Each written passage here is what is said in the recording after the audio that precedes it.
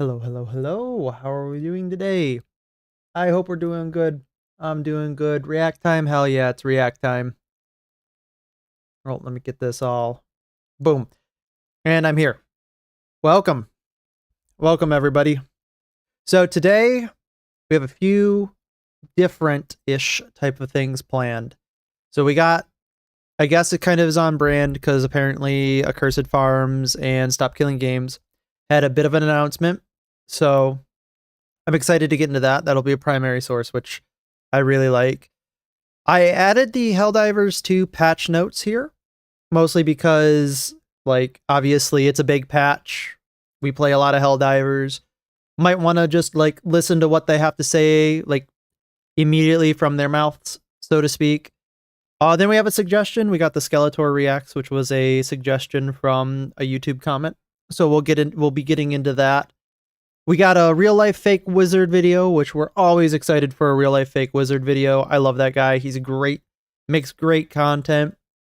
And usually when he goes into video gaming content, I usually like to listen to it a little bit more, put a little bit more attention into it, because he does a lot of like culture stuff and thing about movies. And, obviously I really like, his content about movies. I'll watch them on my personal time.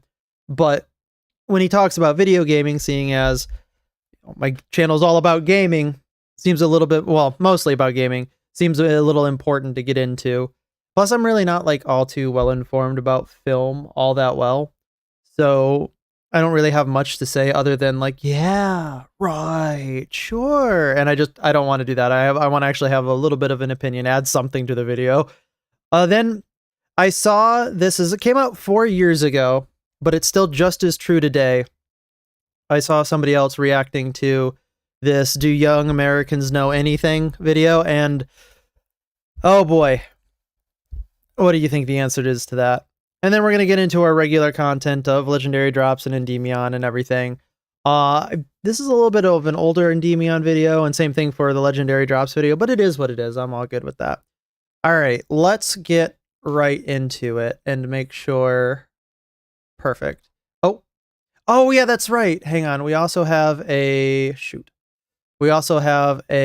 Sydney Watson video that we're probably going to get into. Let's get into the Sydney Watson video right after the good news of the Accursed Farms video, because she's talking about what looks to be the Carmelo Anthony situation. That was a huge situation here in the United States, and a lot of people have opinions about it. And I think the general overall opinion is in consensus that, man, what a catastrophe. Anyway. All right, Ross. What do you got for us? Hello. Hello. I have some updates for the Stop Killing Games campaign. All one right. for the EU and one for the United States. Perfect. We'll start with the EU. First, a decision from the EU Commission is coming up soon for the European Citizens Initiative on June 16th. Right. So for those who aren't informed or don't know what that is they've made a commission because there was a citizens initiative to bring this to the EU Parliament. And now they've gone over some of it. So now they're, I think, deciding whether or not they want to actually hear argumentation on it or some other type of adjudication on it. Because I think they're still in the process of deciding if it goes in front of their government. Now, seeing as how most of the attention of the campaign has been on the initiative, you might think this is it. This is what will determine if we can solve the problem of publishers destroying games or not. No, this is like the first step of 20 steps. But no, it's really not. I'll get to that.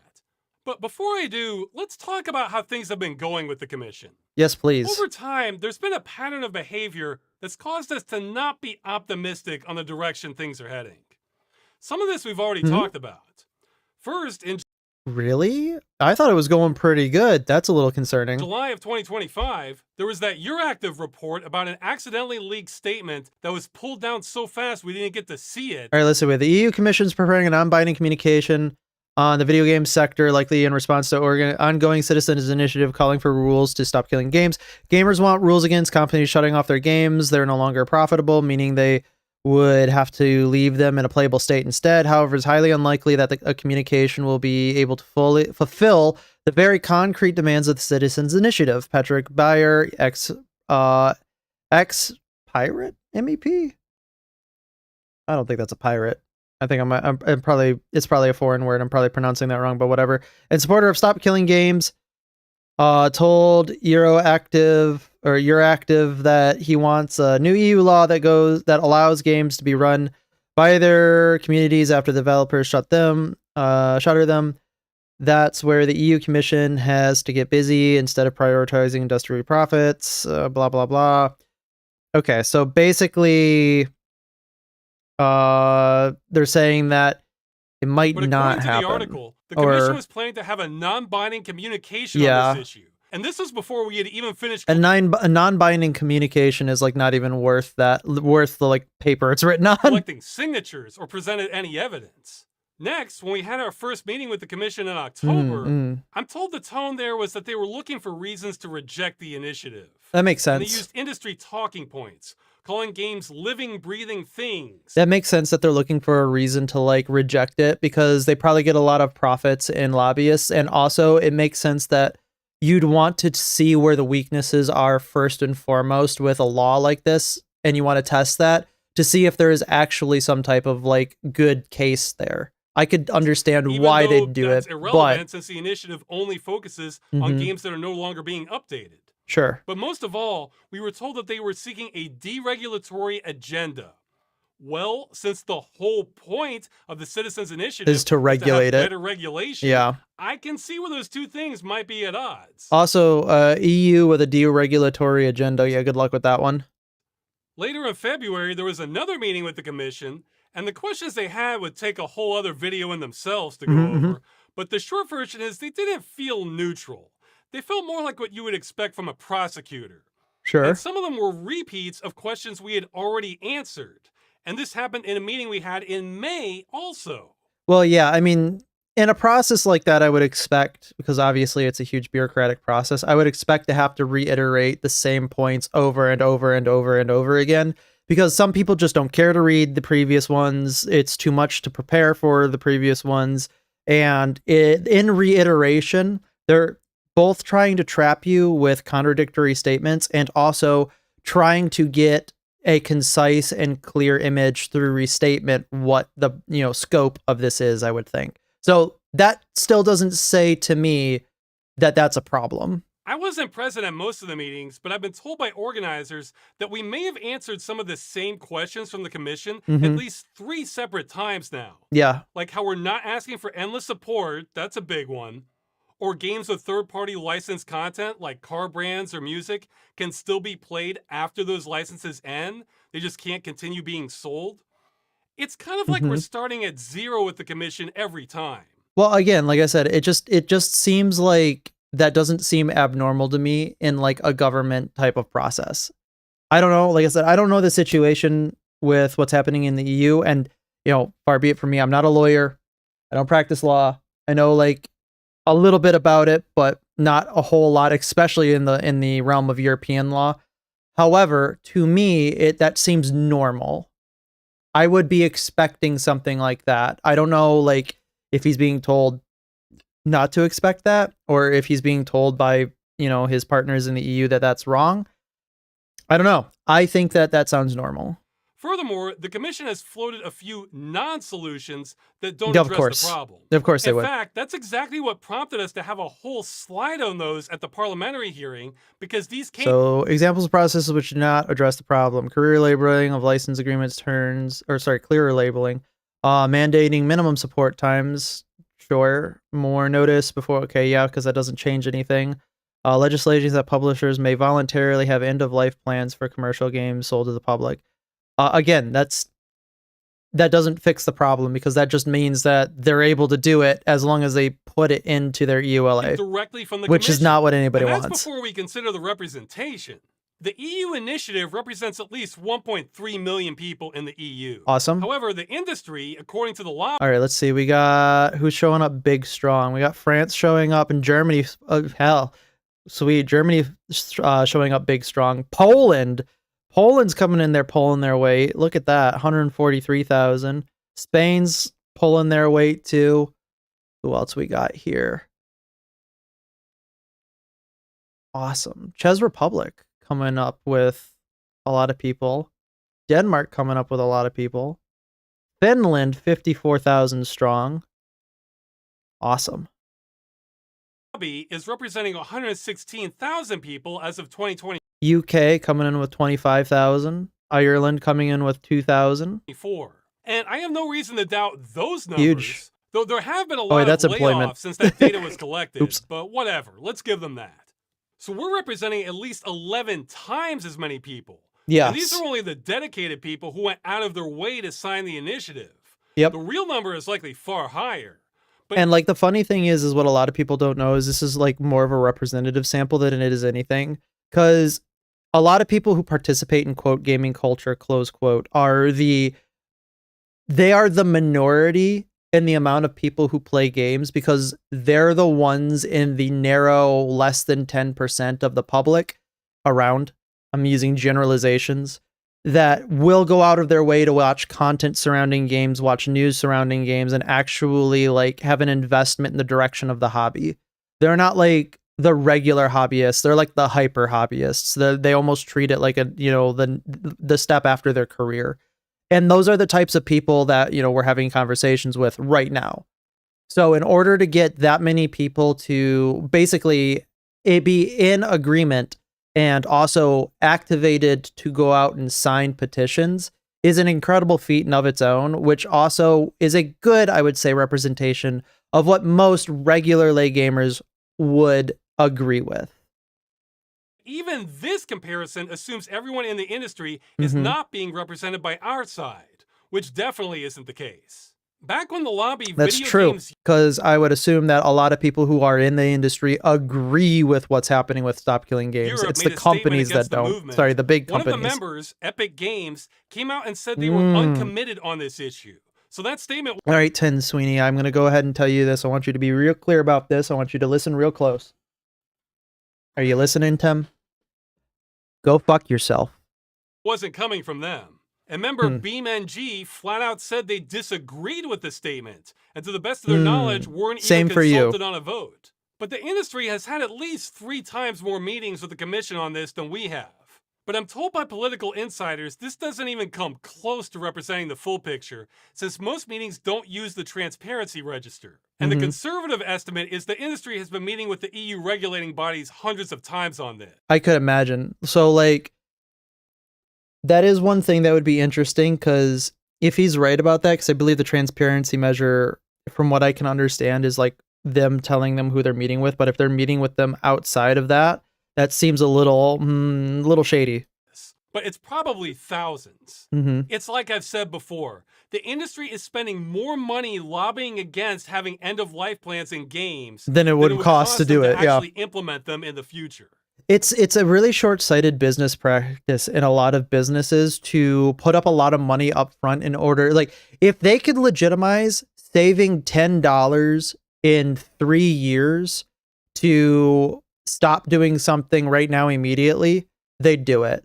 So if they had to spend $200,000 or $2 million, we'll just say $2 million, they had to spend $2 million right now in order to earn $2,010 in the future, they'd do it in a heartbeat. It's just like, okay, guys. Now, some meetings that have been disclosed are with EU Commissioner Michael McGrath flying to California to talk with members of the Entertainment Software Association, like Electronic Arts, Roblox. And just recently, before the Commission's decision, they've had another meeting with lobby group Video Games Europe, which was invite only and private. So unlike our parliament hearing, there's no public record of it. Man, invite only in private. I wonder what happened in that meeting. I would be very curious as to what they were talking about. In other words, it was a meeting about consumer policy in video games where nobody representing consumers was invited. I'm going to bet you that the ESA came in there, slammed like a stack of like probably about €1 million on the table, just kind of slid it over and said, "You got our back, right?" And they're like, "Yeah, we got your back." What this all means is just going by the I am not accusing anybody of taking a bribe. However, I wouldn't be surprised if they did. numbers of people involved. The industry, or rather some members of the industry, are being overrepresented to the commission by at least 30 to 1. I can imagine. But it might be closer to 300 to 1. It's hard to say. I think this explains why I have to keep answering the same questions from the commission over and over Yeah, because they again. want you to make a mistake. How they sometimes seem to be operating on bad information on how video games actually No, work. no. They are not operating on bad information. They are operating in bad faith to try to make it so that if you say so much as half of a thing wrong, that will become the legacy of your movement. They are trying to find a way in order to fracture the foundation and the basis of your movement through the smallest of cracks. You have to be diligent in making sure that every time you craft a response to something, it's the same response, or even like an additional security to the response that you gave previously moving forward. Because these people will stop at nothing to destroy you legally. It's like talking to that guy from the movie Memento. Taken all together, this has not given us confidence that we're going to get legislation proposed by the commission. This is especially noticeable when we look at how progress in California has gone. We've been working to get similar legislation passed there too, in the form of Assembly Bill 1921. Right. Compared to the EU Commission, that has just been night and day in terms of procedure. We made our well, yeah, because like it's a little bit faster when you're dealing with a singular state instead of a governing body that governs multiple for the sake of making this more legible or readable, multiple states. So that would be like saying that you're dealing with France's government rather than dealing with the federal United States government. Because if you're dealing with the United States government, it's going to take a lot more time because now you're actually going to have to call in a bunch of other constitutional like scholars or maybe even state law scholars to make sure that it's commiserate with their own particular state law, which I don't think we do all that much. I think usually federal law takes precedent over state law in most cases, but it's different in the EU because they have to make sure that they're also obeying the laws of the individual, and I'm using states as in like countries, the individual state actors that are involved in the EU. So yeah, I can see why it would take a whole lot longer in the EU. It's a little bit more complicated of a system and a little bit more bureaucratic of a system because, the EU really loves their bureaucracies. Proposal, the state legislature recognized this was a problem. There was some back and forth with revision and clarification. Later, the industry made their stance known, in parts of which they straight up lied. Imagine. I was even asked to make a video going through it. I especially like how they said allowing players to continue playing games with third-party content after support ends is impossible when that's literally been done in hundreds of games before. Imagine. And we gave some examples. Imagine how that works, right? So the state assembly saw right through the false claims, and the bill has proceeded forward. Also, all the people in the state assembly that saw through all these false claims, huge. You guys keep rocking on. Maybe we'll actually have a good direction However, in since the then, future. it's been modified so all existing games will get grandfathered in. Okay, see, that's what a compromise looks like. Okay, so that is the one thing that I said was going to be a tough sell, is that you're not going to be able to get the games that already exist under the previous section of laws to retroactively have to then be compliant with this law, which totally made sense to me. It's unfortunate. That sucks because I'm sure there's a lot of games out there where people would really like to have that be available to them, but it makes complete sense because now we're just changing, this is changing the way that business must react to this new legislation. And you can't really go back in time. At least there's really been no good legal precedent for that to go back and on the scale, go back in time and say, okay, now you must become compliant with this when you are already following the law. We want games to stop being destroyed. The industry wants nothing to change. So both sides are getting some of what they want. This revision will protect less games and take longer to go into effect, but it means it's games still there. farther in the future will still get protected. And it sets a legal precedent for this type of regulation. That is the most important thing, is now there is a legal precedent for it. That is inestimable, or that the value of that is inestimable. Oh my God, I can't say that word. But it is an incredibly high value, especially because now it will become easier to start eroding the control that video games and the ESA, like video game industries and the ESA, have over video games and what you are allowed to own and have. So this is huge. It's still a win. Compare this to It that is not- slide of non-solutions. It's not still a win. If this passes, it is an incredible win. Like, you have now actually created a beachhead on a different that is planet. completely Especially when secure. the Entertainment Software Association is even more aggressive than Video Games Europe. Mhm, mhm. Which brings us to the US news. Just recently, the ESA's CEO came out and used the same debunked arguments again, hoping Opinion: misguided California bill would harm video games makers, makers and players. Okay, listen. By ESA President CEO Stan Pierre-Louis. All right. Mr.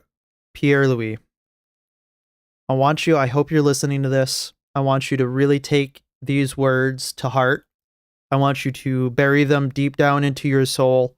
I want you to have them in your prefrontal cortex every day you wake up. These words must ring true in your brain every hour on the hour. Go fuck yourself. There you go. this time they can hoodwink the state Senate, since they were unsuccessful at tricking the state assembly. Mm-hmm. Okay, there's more to say about the EU, and if you saw this video, you know exactly where this next part is going. All right. In fact, feel free to skip ahead if you want. Nope, I'm not But going to for skip ahead everyone because I else, haven't seen that the video. Political insiders have insisted I cover this statement by the ESA also. Okay. So let's do it. I'll try and be quicker this time. How is it going to hurt players to have access to products they purchased? Good question, Nova. Don't think about it. Just consume the next product. We'll just run through the bigger parts.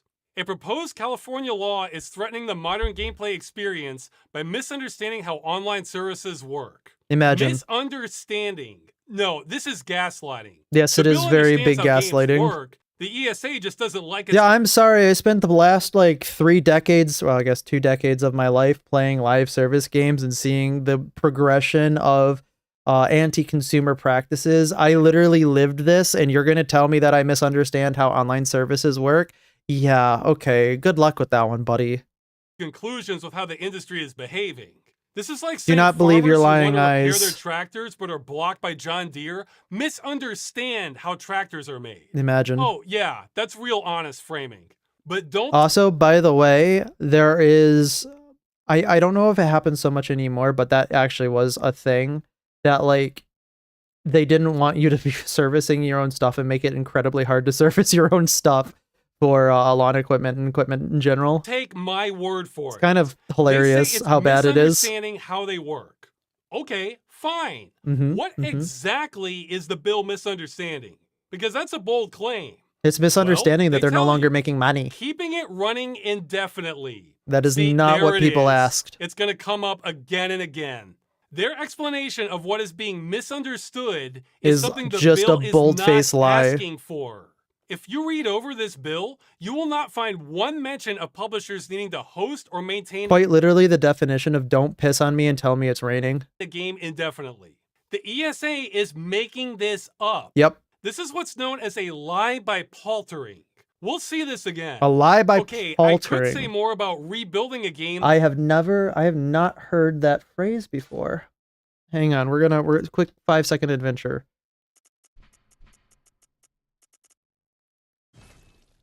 Is that how you spell that? No, those are songs.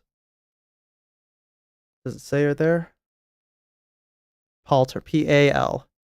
P-A-L-T-R. Paltering is the act of deceiving people by telling technically truthful statements to create a misleading impression. Interesting. I mean, I guess That I wouldn't hasn't consider been that built truthful yet, though, especially when local test environments are common. because like that's not actually even like truthful at all. But this is Yeah, the most John Deere important finally part, backed so off let's of a move few along. years ago, Same but their goes for brand full is destroying in a lot of refunds. people's Just eyes. remember, Yeah, games become more Like, valuable.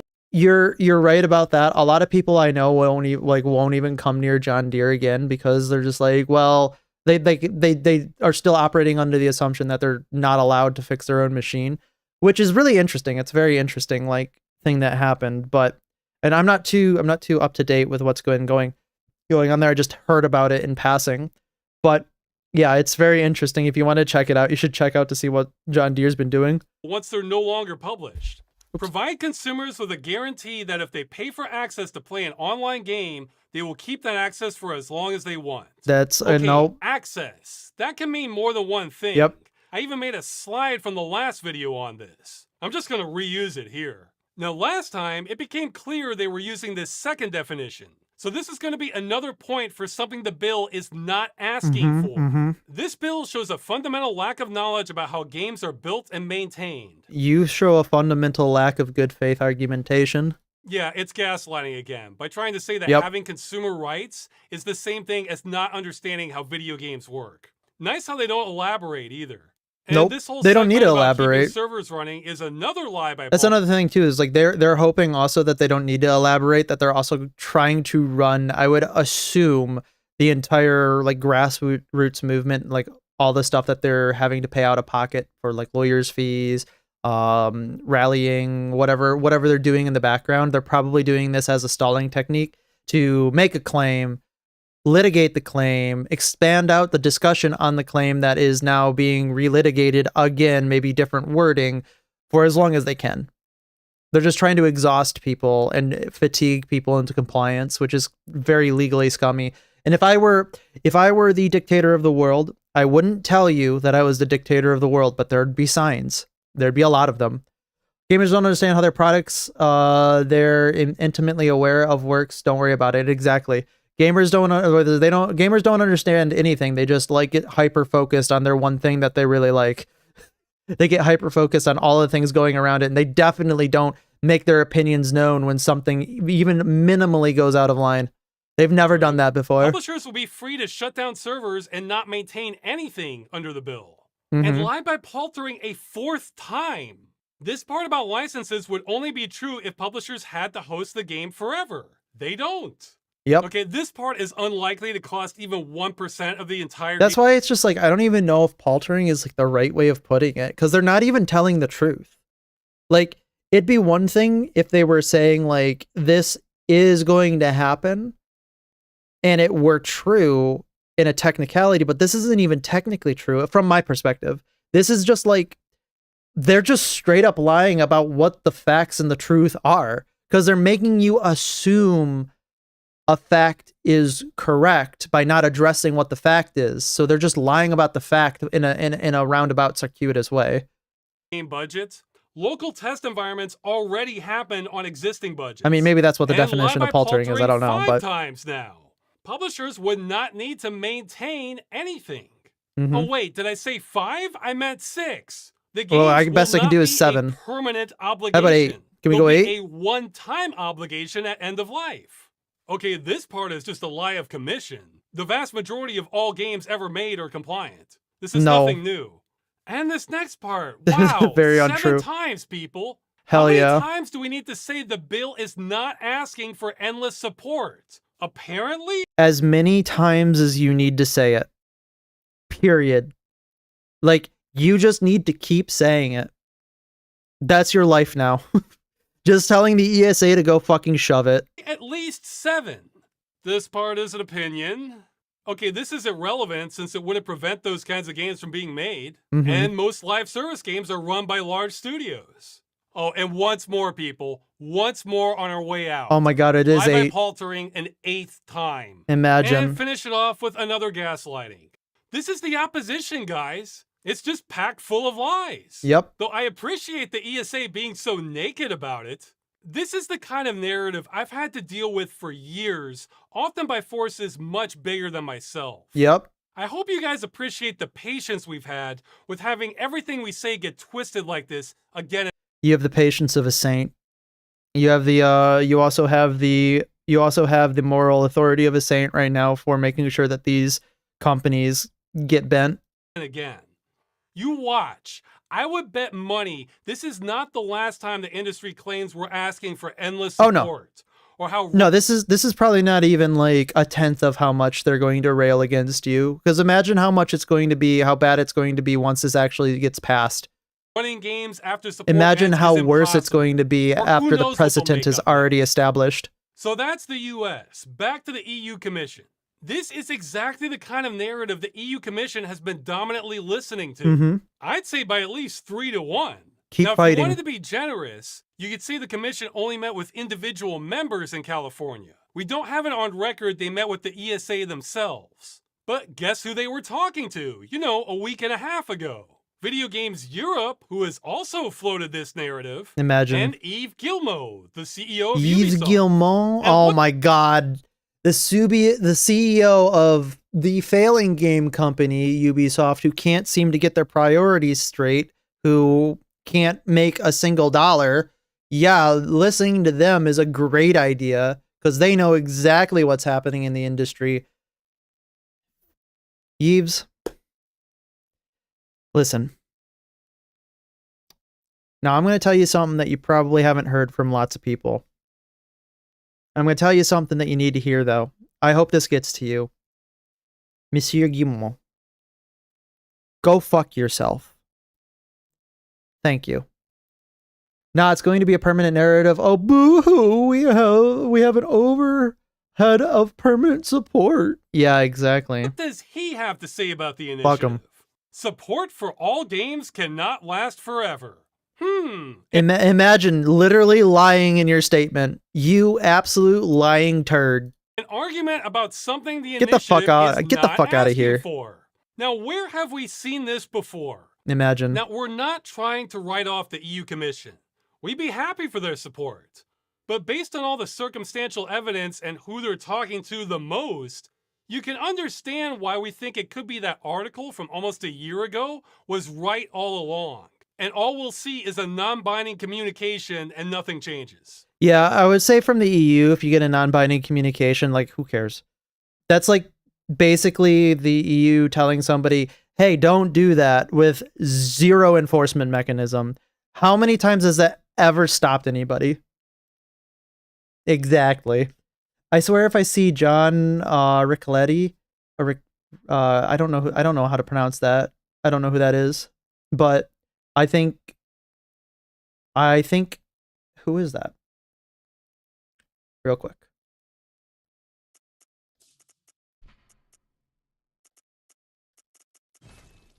Is this it? No. I'm sure you'll tell me. But I said earlier, the commission's decision doesn't really matter. It's Why true. is that? Well, if the commission decides something needs to be done, great. They can introduce legislation at EU Parliament. Oh, that's the guy. Normally, Okay. that's I a see what you mean. necessary step, since EU Parliament, ironically, cannot introduce legislation, only amend it. But it just so happens there is existing legislation, the Digital Fairness Act, which coincidentally is an ideal fit for our issue. It's for digital issues with insufficient enforcement, legal uncertainty, risk of regulatory fragmentation across member states, and lack of incentives for businesses to aim for a higher standard. So I see they're trying, because the EU apparently, as you just said, can't make legislation, but they can amend legislation. That's interesting. Which I guess makes sense, but I don't know. It feels like in the EU they're going to have a lot harder of a time. Like it was easy for them to, I would say, bring it to the EU Commission, which is good. But actually effectuating change in the EU might be a tough sell, now that I'm thinking about it. That describes our issue of game destruction all over. Mm-hmm. Plus, it already targets other aspects of video games. It fits like a glove. And amending that is exactly what's set to happen. Thanks again to Moritz Katzner and his team, we have made serious inroads Legend. in Parliament. Just recently, we've even had an Huge inquiry legend. call on legislative action to the Commission, signed by 45 members of European Parliament. And collectively, we have majority support on this issue. This means we're in a position to pass legislation on this, even without the Commission's blessing. Wow, so huge. The message from all this is don't be discouraged by what the Commission decides on the 16th.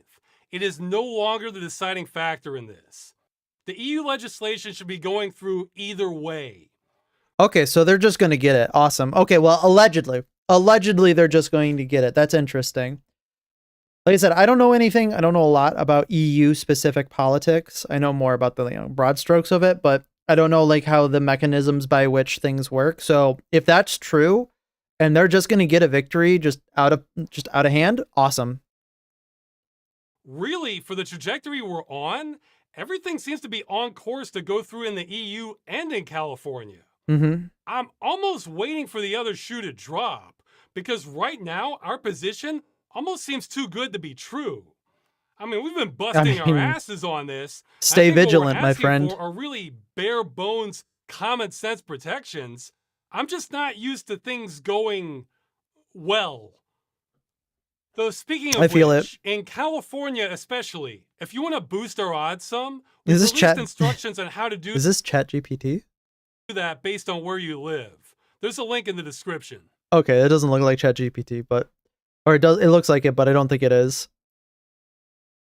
But even if we have a worst case scenario, this legislation is not all we have in play. There's still that lawsuit addressing this issue started by the UFC Kush Choisir. Wait, the French Consumer Association UFC Quechos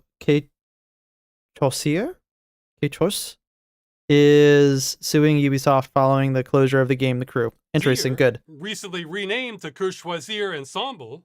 And we still have consumer protection investigations going on with the DGCCRF in France, the Verbraucherzentrale in Germany, and the ACCC in Australia. That's a word right there. And there are plans to have more states adopt similar legislation like what's going on in California, and maybe get state attorney generals involved in potential lawsuits for violations. So we have a lot of backup plans as well, but it would be best to just not even need them. In the U.S., I can speak to the U.S. Unfortunately, he has to pay for a defensive to be ready for anything they're going to try. You're right. And like I said, that's why it's incumbent on him to stay as vigilant as possible, or at least rather the apparatus of Stop Killing Games stay as vigilant as possible. Mostly because, like, it's coming. It's going to happen. 100%. Nothing's going to stop it. You just have to be ready for it. But what was I saying? It's going to be interesting in the U.S. system because I don't know how this is going to play out.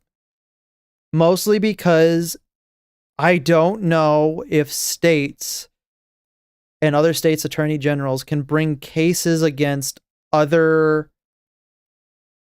actors or other corporations in states. So, like, say somebody lives in we'll just say Maine. Can somebody in Maine bring a case through California against a California-based company, or do they have to litigate it in Maine? Because if you can litigate this in California, you're in a good spot because this will clear itself. But if you're not allowed to litigate them in California via this in Maine, because you have to go through the Maine courts, then the federal court has to get involved. And if the federal court has to get involved, we might actually see federal legislation on it. It's going to be interesting because there's going to be a lot of people who are affected by this, who are outside of California that want to litigate through California law. All right, that's it. I think we're in a better position than ever to win this. And I guess we should be thanking the EU Commission for making sure we didn't rest on our laurels. Yeah. See ya. See you later, Ross. Thank you very much for your brilliant video. Thank you for your update on Stop Killing Games. Definitely, I don't know. Yeah, he definitely did bring up a good point by saying it's going a little too well, so I wonder what's going to happen. I hope that it goes well, but I am waiting. I am waiting for it the shoe to drop. I think their best argument is all of the companies are in California. That's not true. A lot of them are in Washington state, and there are some in Texas, and I believe there are some on the East Coast as well, because Washington state has a lot of, definitely, I think that's where Rockstar is based. The only way game companies dodge this is moving their headquarters before the law changes. I think that that's probably what's going to happen, but then then they can litigate the companies in California court because the aggrieved parties could be in California. And then that opens up they're kind of in a catch-22 because no matter what they do, the federal government's likely going to have to get involved, and they do not want the federal government involved. Because once the federal government gets involved and says, this is the way it is, that's it. It's settled. And there's no fighting back for it. Which I kind of want. All right. So, this is going to be a bit of a contentious one. That's fine. I don't mind contention. Carmelo Anthony has been found guilty. And collectively, most of the sane, rational people were like, thank God. However, there were a good cohort of people who were defending him. People got very unhinged about it, as you can tell, because it's the internet. So now we are going to see what that's like.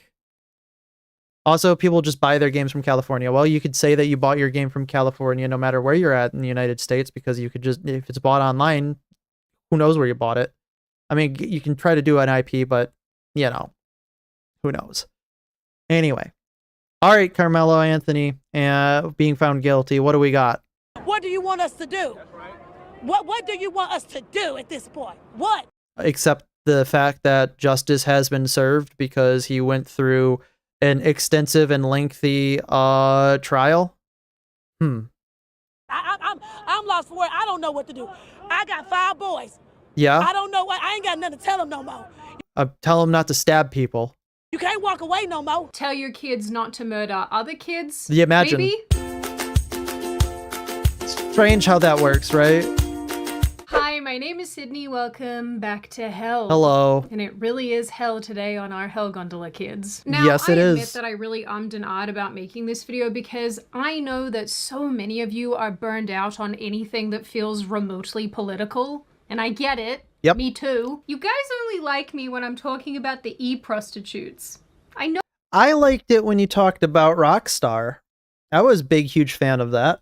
what you're like. I'm inviting the public to turn my baby shower into Oh, a golden no. shower. But it is really hard to ignore. What a fucking wild thing to say. That was I got flashbanged by that. That was a wild fucking statement. Okay. A story as big as the Carmelo Anthony Austin Metcalf murder, the recent trial, and now yesterday's verdict. The responses to that verdict. By the way, it took them 3 hours to deliberate over the verdict. They were deliberating over whether or not it was going to be charged with manslaughter or murder, specifically because the defense was angling for a manslaughter verdict to essentially lessen the sentence. Generally speaking, in cases like this, it takes a really long time for the jury to deliberate and come back with a verdict.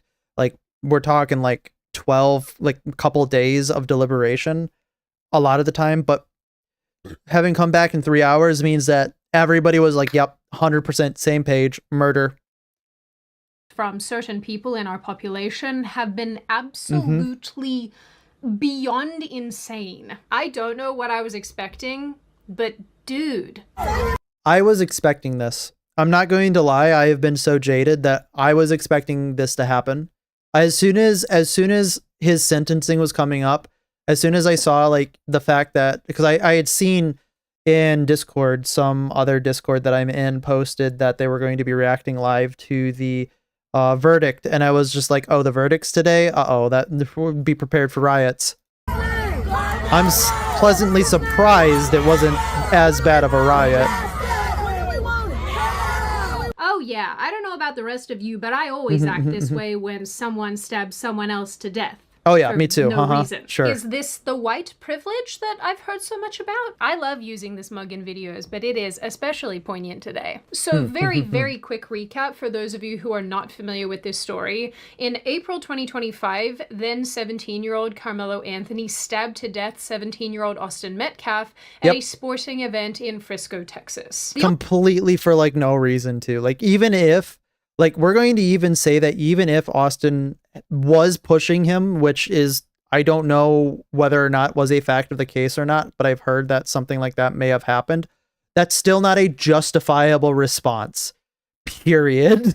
Altercation basically took place because Anthony had entered another team sporting tent. He was asked to leave by Metcalf's twin brother Hunter, Multiple and then Metcalf times, himself as I heard. told Anthony to leave as well. Yep. During the trial, apparently Anthony was told to leave no less than 15 times. Wow, Eventually, imagine. Anthony reportedly reached into his backpack and said something like, "Touch me and see what happens." Man, you ruined your life over not wanting to move from a tent that you weren't supposed to be there for. Like, come on, man.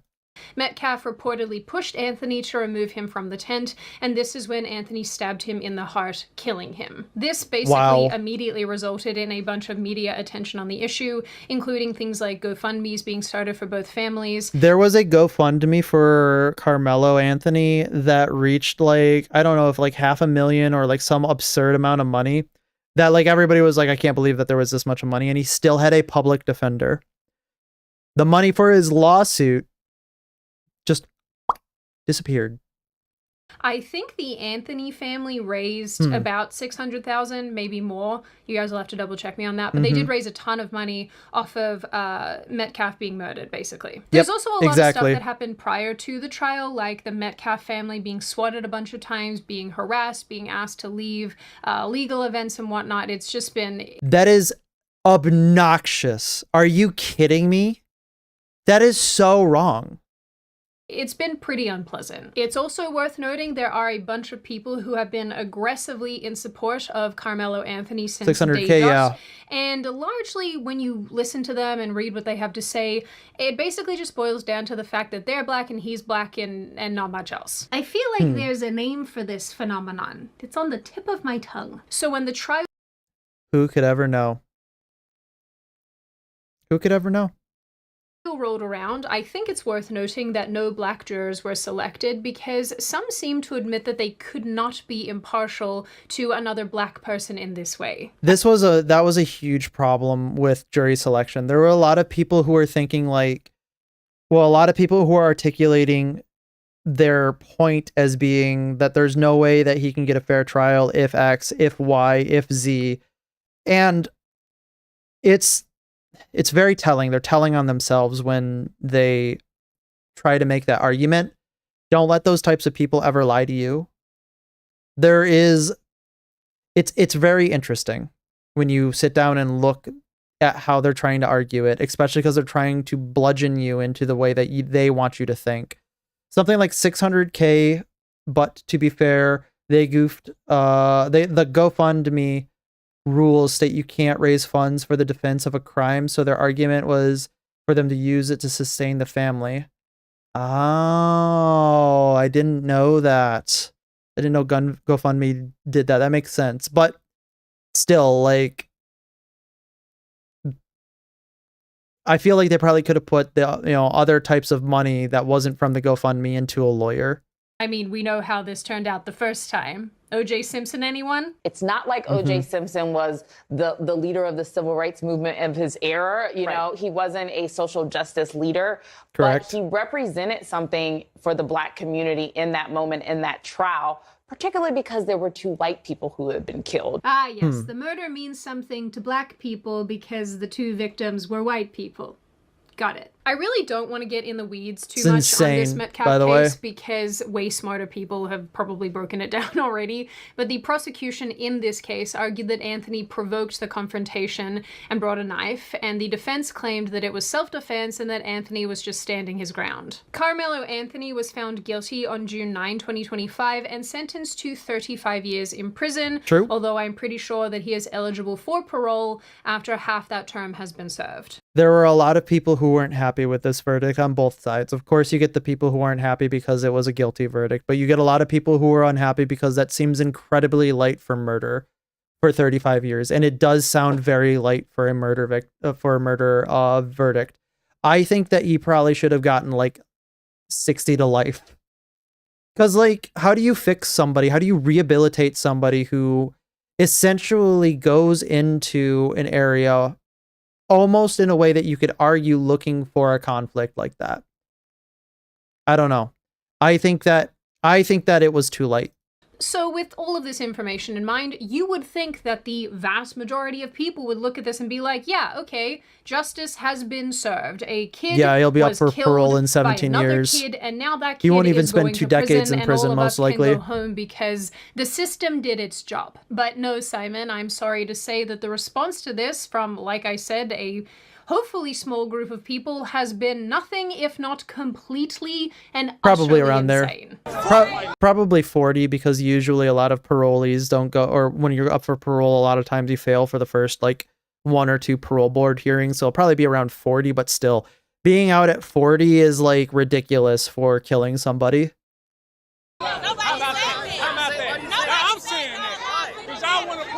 Honestly, I don't know. I don't know if the prosecutorial set can actually appeal the sentence. They might be able to appeal the sentence to try to get more, but I'm not sure what the law is like on that. I know there was a lot of people who were asking for the death penalty in this instance because this was in Texas. I can see their argument for it. I'm sure this guy is Wow. fun at parties. You know, provided there are no white people. What did he say? Can we hear that again? Y'all want to play these games? Y'all want to play these crackhead games? So I'm going to play them. Fuck white lives. How about Imagine. Okay, thanks, buddy. I'm sure this Very guy articulate is fun opinion. At parties. You know, provided there are no white Got people it. around. Understood. I'm sure he's fun at parties. And you wonder why you make your own monsters. I found this upcoming clip especially alarming. The man in it basically tells white people to stay home this weekend if they live in Dallas and surrounds because If that's actually the case, that is not protected free speech. Why are we not prosecuting these people? black people like him are going to be out looking for a fight, I suppose? Collin County, Dallas, Texas, Arlington, Grand Prairie, Irvin, Dalworth, Plano, Denton, Keller. It ain't safe for none of you white folks to come out this weekend. I'm giving. Okay, dude, really, you can't be saying that. That is not legal speech. That's not legal. Why are we not, like, you're on the internet. They know where you're posting this from. You're probably using your real name somewhere along the line. There is a way for them to be able to know exactly who you are, and they probably already do know exactly who you are. Why are we not prosecuting this? This is not, I don't want to live in this society. I don't want to live in a society where somebody can go onto the internet and say, if you're X, be afraid for your life. I don't want to live like this. Giving y'all a fair warning right now. And guess what? It's going to be a bunch of niggas outside that look like sure. me. And we ain't out there with no pocket knives. We out there with these. I guarantee y'all going to pay for what that judge just did to Carmelo. If you don't believe me, bring out bold ass Beep. out this weekend and put on your Austin Metcalf shirts and see what happened to you. Okay, so you're going to say to me that I am okay with the legal system having an adjudication in a legal, fair way that I find to have been fair, and so therefore it's okay to assault me for that. Right. Sure. You will be surprised where we're at in a decade if you keep doing that. I didn't catch it on the first watch through, but the chirp of the smoke detector about halfway through this just makes this video a 10 out of 10 for me. If you don't believe me, bring. Absolutely tremendous work. It should also surprise none of you that this man has a criminal record. Imagine. Oh, what's it for? Fort Worth. Does it say? Doesn't say. And has been arrested a bunch. I'm shocked. Really. I've actually been shocked by a lot of things this week, like how great a pair of earbuds would be for a Father's Day gift. And they can be, thanks to the sponsor That's of right, today's Father's video, Day coming up on Raycon. this Sunday. Personally, I think that fathers are pretty cool people. Mine sends me pictures of the birds outside of his house regularly. Thanks, Dad. So with Father's Day fast approaching, you might be stuck thinking I just of can't a believe good that gift the nerve of suggestion some for your people to dad. post that But stuff boy, on the oh internet. Boy, do I have a suggestion Honestly, for I'm you. surprised if he's already got a Raycon's criminal essential record. I'm open surprised earbuds. that they're not Now, coming you might after be him a little bit thinking, but harder. Sydney, Mostly because it would just be earbuds much are the easier only for way. prosecution, And to that so I say, no. crazy but these that- open crazy earbuds that you're are allowed to say awesome that for stuff on the listening to internet. music, making calls, while also hearing the world around you, so you don't Like, we don't lose live in the Wild situational West of the awareness internet, while like in the you're on a hike 2000s or era doing yard internet where work you or could just say going about your literally day. anything. And we all know how dads love situational It's awareness. too I integral love to a bunch of people's things about lives, and too Raycon, much of like the the fact internet that they're actually like affordable, but I also love their really long moves battery over life. into I the don't real have to charge world. them endlessly. You get about 8 hours of playtime. People take and the shit on the charging internet cases way too gives you about seriously. 36 hours of battery, which is actually great because I cannot be bothered to charge these every night, along with Man. all the other things that I have to plug in. Yeah, And I just don't want to live realistically, your like dad that. is I probably just too don't. busy I to. can't You do know it. what? I I can't think I'm live gonna like order that. That's some of so these for my insane. own daddo for Father's Day because I think he would really enjoy them. I really only use Raycon these days, but I especially love these Raycons in particular because since losing hearing in my left ear, I just Oh, don't like putting no. things inside of my ears themselves. That's so So sad. these work so well for me given that they sit on the outside, the audio is so good, and now I That's use very them for tragic to hear. I'm everything. sorry to So hear if that. you two are ready to upgrade your dad's everyday routine and give him something awesome I hope for there's Father's something that Day, could then click the link in the help your description ear. or go I to mean, I ain't got nothing else to say to that, but that's sad. buyraycon.com/SydneyWatsonOpen to get 15% off. Once again, link in the description or go Huge. to buyraycon.com/SydneyWatsonOpen for 15% off. And big thank you to Raycon for sponsoring this video. One of the biggest arguments that I have seen with relation to all of this is that Anthony was being bullied by the Metcalf boys, and that in some roundabout way is what justifies what happened. Being bullied is not a justification for a stabbing. I know.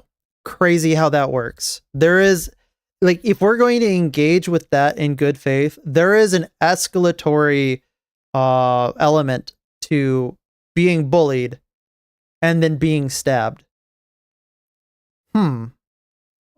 Strange how that works. Oh my god, there's thunder going on outside.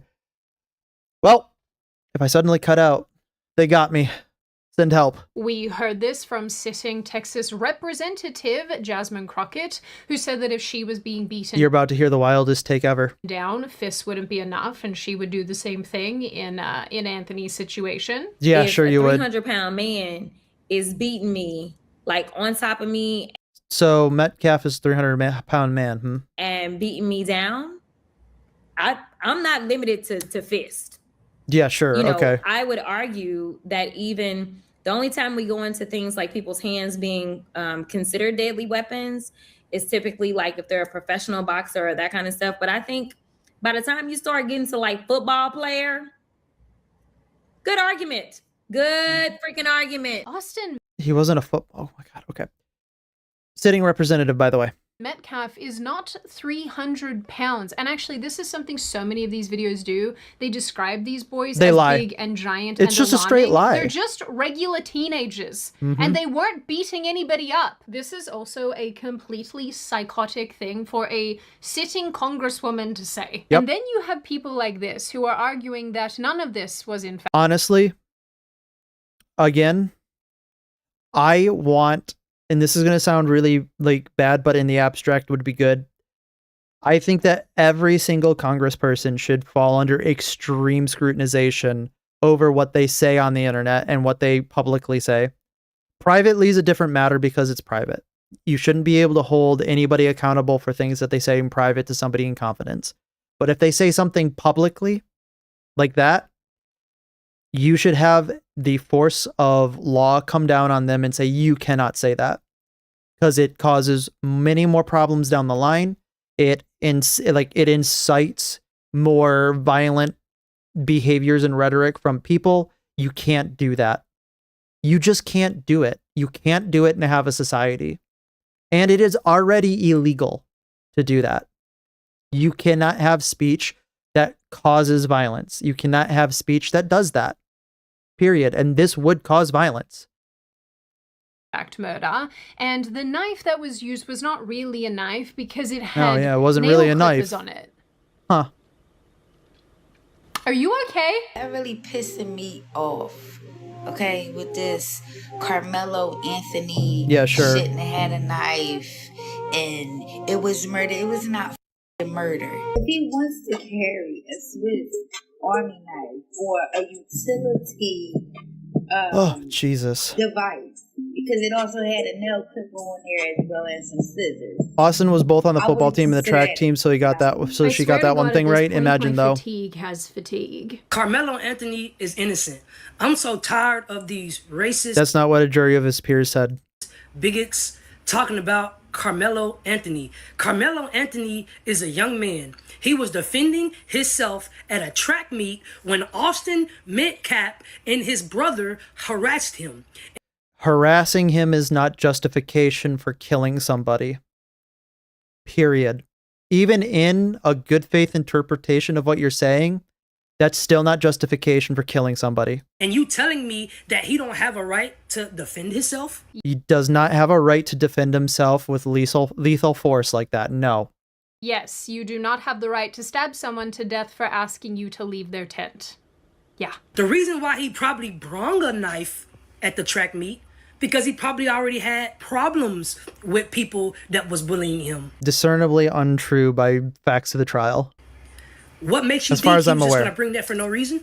He did it for protection. I'm Sure, gonna he overlook certainly the usage did. of the word brung because is that another chirping smoke detector in the background? It's probably- not even yeah, hard probably. to change the batteries. There is not enough nope in the world. But when Carmelo Anthony, a young black boy, defended himself from two white guys that was bullies, and you telling me that it wasn't self... If anybody did this, they would be getting probably a harsher sentence. They probably would have gotten 60 years to life, maybe even the death penalty. defense, you're out of your mind. That's what makes racism still alive. When people like y'all don't know anything. I feel like I'm going insane, Sure. and maybe I have a different perception of what bullying I'll be whatever he wants me to be. I don't care at this point. is, but asking somebody to leave a place that they're not supposed I to just be want society and having back. a verbal altercation with them is not bullying. Having now watched so many of these videos and read so many tweets associated with this, it's becoming really clear that there is quite a large portion of our population who believe that the answer to these kind of situations and altercations is violence. It's Just not. without real provocation, violence. And for So I'm going to go ahead and kind of like peel back the curtain a little bit in the sense of like the way that I view the world. At the end of the day, violence is the end all be all of all decision making, of all control. And there is a certain level of violence that must be kept by monopolization of the state in order for society to function, such as police officers, people keeping order, bringing order and stuff like that. So you can make an argument that violence in some measure is good. Sure. Should people be allowed to use violence to solve their disputes? Absolutely not. We have given up our right to employ violence on one another. We have suspended our right of violence makes right in order to live in a society. And if you start wresting that control of violence back to the people in general, you will lose society. Society is gone. The only ones that should be able to leverage that violence are authority figures in which we have ceded the control of violence, of might makes right, so to speak. And you don't want to live in a society where you can react violently to things, where it's allowed to do that. Because then going to the store is going to become making sure that you're armed enough to fight off somebody who might want all the stuff that you have. And I don't want that. For whatever insane reason, this seems to be their response 100% of the time, and it's something that I genuinely cannot wrap my head around. Anytime a white man or a white child can go and put their hands aggressively on anybody and something like Sources this occurs, needed. it's self-defense. It's self-defense. You put your hand on me and see how I respond. Beat your motherfucking ass. If you didn't catch it, which I could understand because these clips are a little bit hard to hear, the woman in the background of the woman who's speaking chimes in to say, beat your MFing ass. And Yeah, surely I'm not imagine. trying to be antagonistic or, unkind here, but there is something inherently wrong with you if your automatic response to a disagreement is fatal violence. Yeah, if your response to something that you don't like is immediately going to, man, I'm gonna beat your ass or something like that, then no, you are in the wrong. Just period. Blatantly on its face, you're in the wrong. You should never be thinking that immediately. If somebody is actually attacking you, you should have the ability to defend yourself. I support that 100%. But if somebody is trying to make you leave a place where you are not supposed to be and they shove you, stabbing them or beating the crap out of them is not an appropriate response to what has been done. It is a gross overreaction, and it's just sort of startling to me that these people don't understand that. Even in the opening clip that I showed you, this woman is asking what she's supposed to tell her boys because nobody can walk away anymore, and that's exactly the issue. I mean, no, you could have walked away. That's literally, from the facts of the case, what they were asking you to do is walk away. Imagine where we would be at if you stood up, walked to your team's tent, and sat underneath your team's tent. Carmelo Anthony didn't walk away. He turned around and stabbed someone in the chest. Imagine. And like these women that I've shown you have said, oh, you put your hands on me, I'll beat you up. I think Austin Metcalf probably would have preferred to have been beaten than stabbed. Every situation these people describe is not one that actually happened, which makes me feel like they're living True. in a different reality. It's to also the rest not of one us, that people but that's want to another live in issue. either. Nobody here walked away. Nobody beat anyone else up. Anthony stabbed someone to death, and that's why he was found guilty of murder. But somehow the responses get even more absurd than this, if you can believe it. I can believe This one it. account tweeted that 35 years for your first offense is over-sentencing. Yeah, there has to be a retrial. This is blatant injustice. 35 years for your first, like that's honestly, that's the problem. Not gonna lie, 35 years for your first sentencing of murder, that is in fact the problem. It should be 60 to life. Except, you know, the first offense is murder?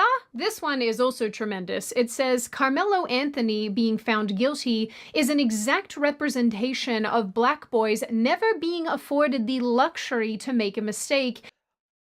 The luxury to murder one person and get away with it. Got it. As it clearly is in today's society. They are not afforded the same empathy that many Caucasian males are. Bro, that... I don't even think that's statistically right. I'm pretty sure statistically, people who are identified as white face harsher punishments than anybody else. I think that's actually a look-upable statistic. First mistake was killing somebody. The guy didn't just go over Right. the speed limit or get caught with a bit of devil's lettuce. He took a life. What is wrong with these people? Friend of the channel, Shiwan Head, compiled a bunch of these absurd tweets like, don't send your kids to these white schools. Yes, that is... Oh my god. That is... Yes, that's the solution, obviously.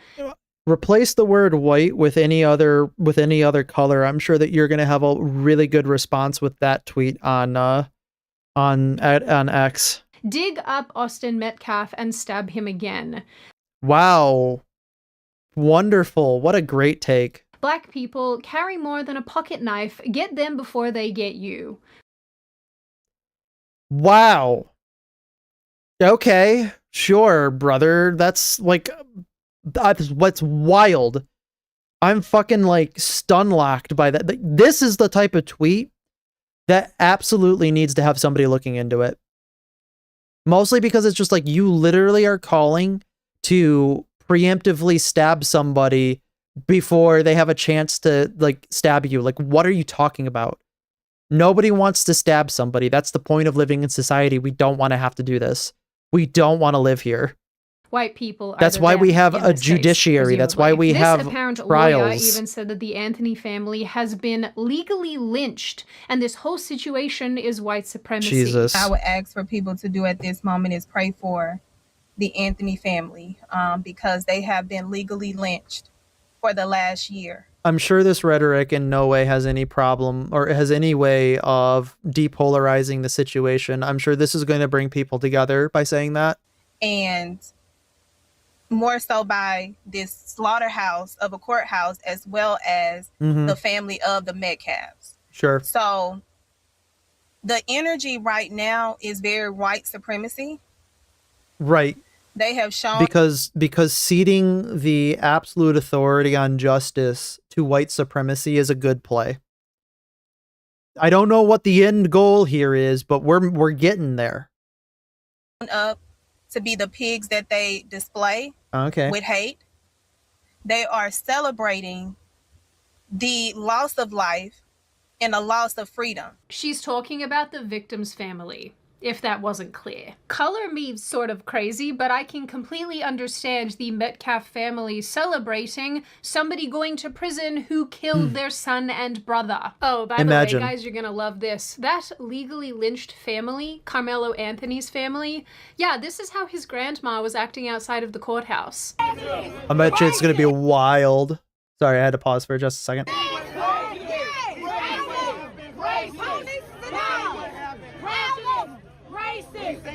Man. All I'm gonna say is if I had stabbed somebody, my grandmother'd not be out there yelling for my innocence. My grandmother'd be wanting to have part of my punishment being that she could see me every day and kick my ass. Also said here that they send a message that a white person can hit a black boy and get away with it. They can do whatever the F they want. I'm not super sure what you mean by get away with it because Austin Metcalf is dead. Exactly. He also didn't hit Carmelo, but I guess those facts don't matter to any of you. Nope, they don't matter. Not one What bit. are we even doing? These facts don't matter. So like I have said, I have a really hard time wrapping my head around this way of thinking. It's really foreign to me. But I have been trying to put into words what is guiding these people, the people I've highlighted here. And I think really it just boils down to white guilty, black innocent, regardless of the circumstances, regardless of what's happened. It's sort of like the same blue no matter who mentality. You know, vote for... It kind of is, and I guess that's like kind of what's at issue here, where I know how we got here, and I don't know how we get off this wild ride. And I want off this wild ride. I want everybody to be able to be in consensus that the justice system is operating as the justice system. I want everybody to be coming together as like a good faith effort to look at the system as itself, as its own good faith actor. And I know that there's probably a lot of historical animus that is going into some manners of reacting to things like this, but when it's very blatant, you do not help your cause if you are going against what is discernibly a fact of the matter, because now you're just going to be lying to people and you're going to be causing even deeper divides in the way that people both view you and view your situation. So it would be in your best interest, and and I think most people are on the same page of this, by the way, because it's a very small minority of people who are the ones who are acting out in this way. But most people are like, no, we can't be accepting this type of protesting of the judiciary in the sense that this is completely like 100% good. Like this judgment was correct. Sure, we can talk about the sentencing, but the judgment was correct.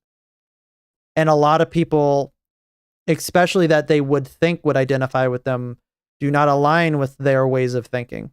A lot of African American people I know for a fact are like, no, this was a good judgment.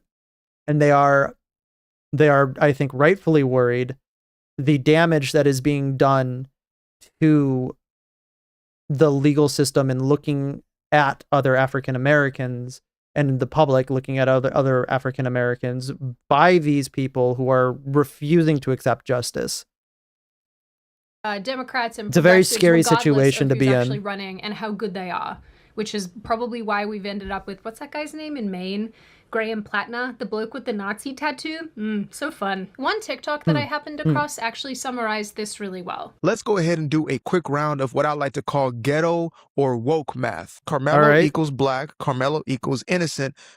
Black equals innocent. White equals guilty. White equals I didn't say what the white did or did not do. That does not matter. This is the woke math, okay?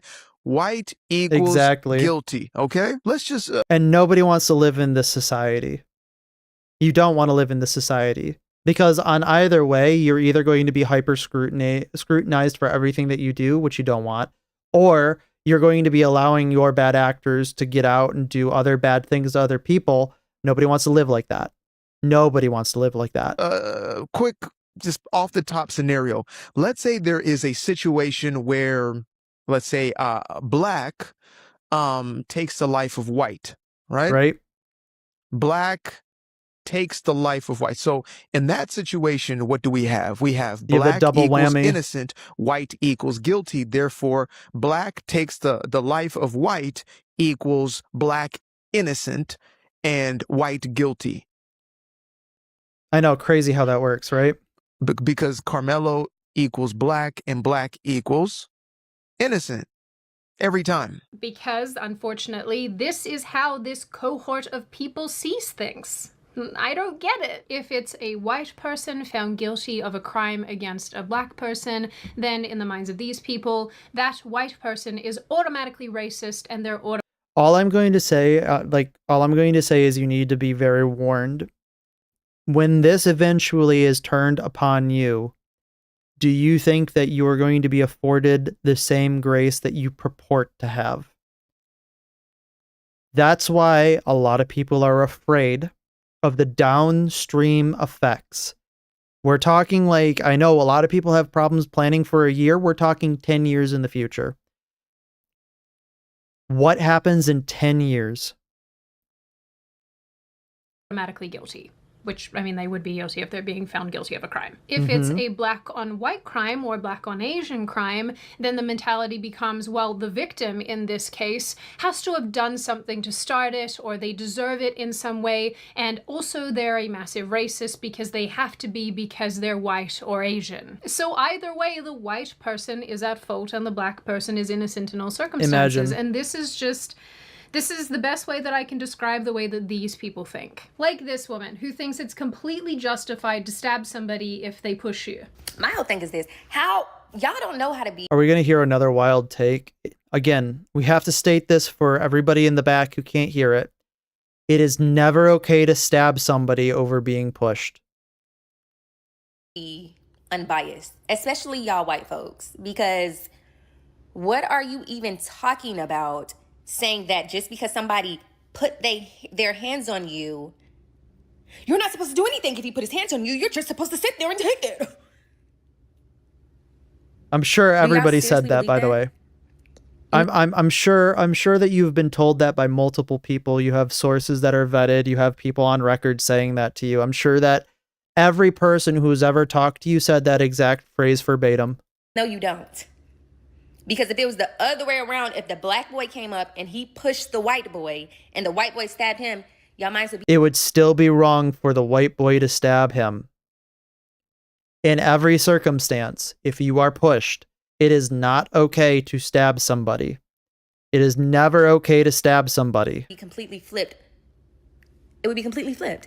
Y'all don't really believe that. Just say that you're racist and that's it. While a lot of the people that I'm If that's what's going to get you to stop talking, then yeah, I'll just say whatever you want me to say. Go away now. Thank you. highlighting in this video who are saying psychotic things happen to be Black Americans. There's a lot of Black Americans that I have seen talking about this who do not agree with what Carmelo Anthony did. They are disgusted by his actions. They are glad that he will be serving time in prison. They are glad for the guilty verdict. And they've been very rational and very logical and thoughtful about this whole thing because, I mean, and this is, again, me sort of interpreting, but I get the impression that they don't see themselves as part of this cohort. They think independently and they just so happen to be Black. I do think that the you can totally stab people crowd are... Again, I think most of them are also seeing this like with a rational eye. They're like kind of like doing the real quick judgment with like putting their thumb out and keeping one eye open and going like, oh, this is going to have bad effects down the line, isn't it?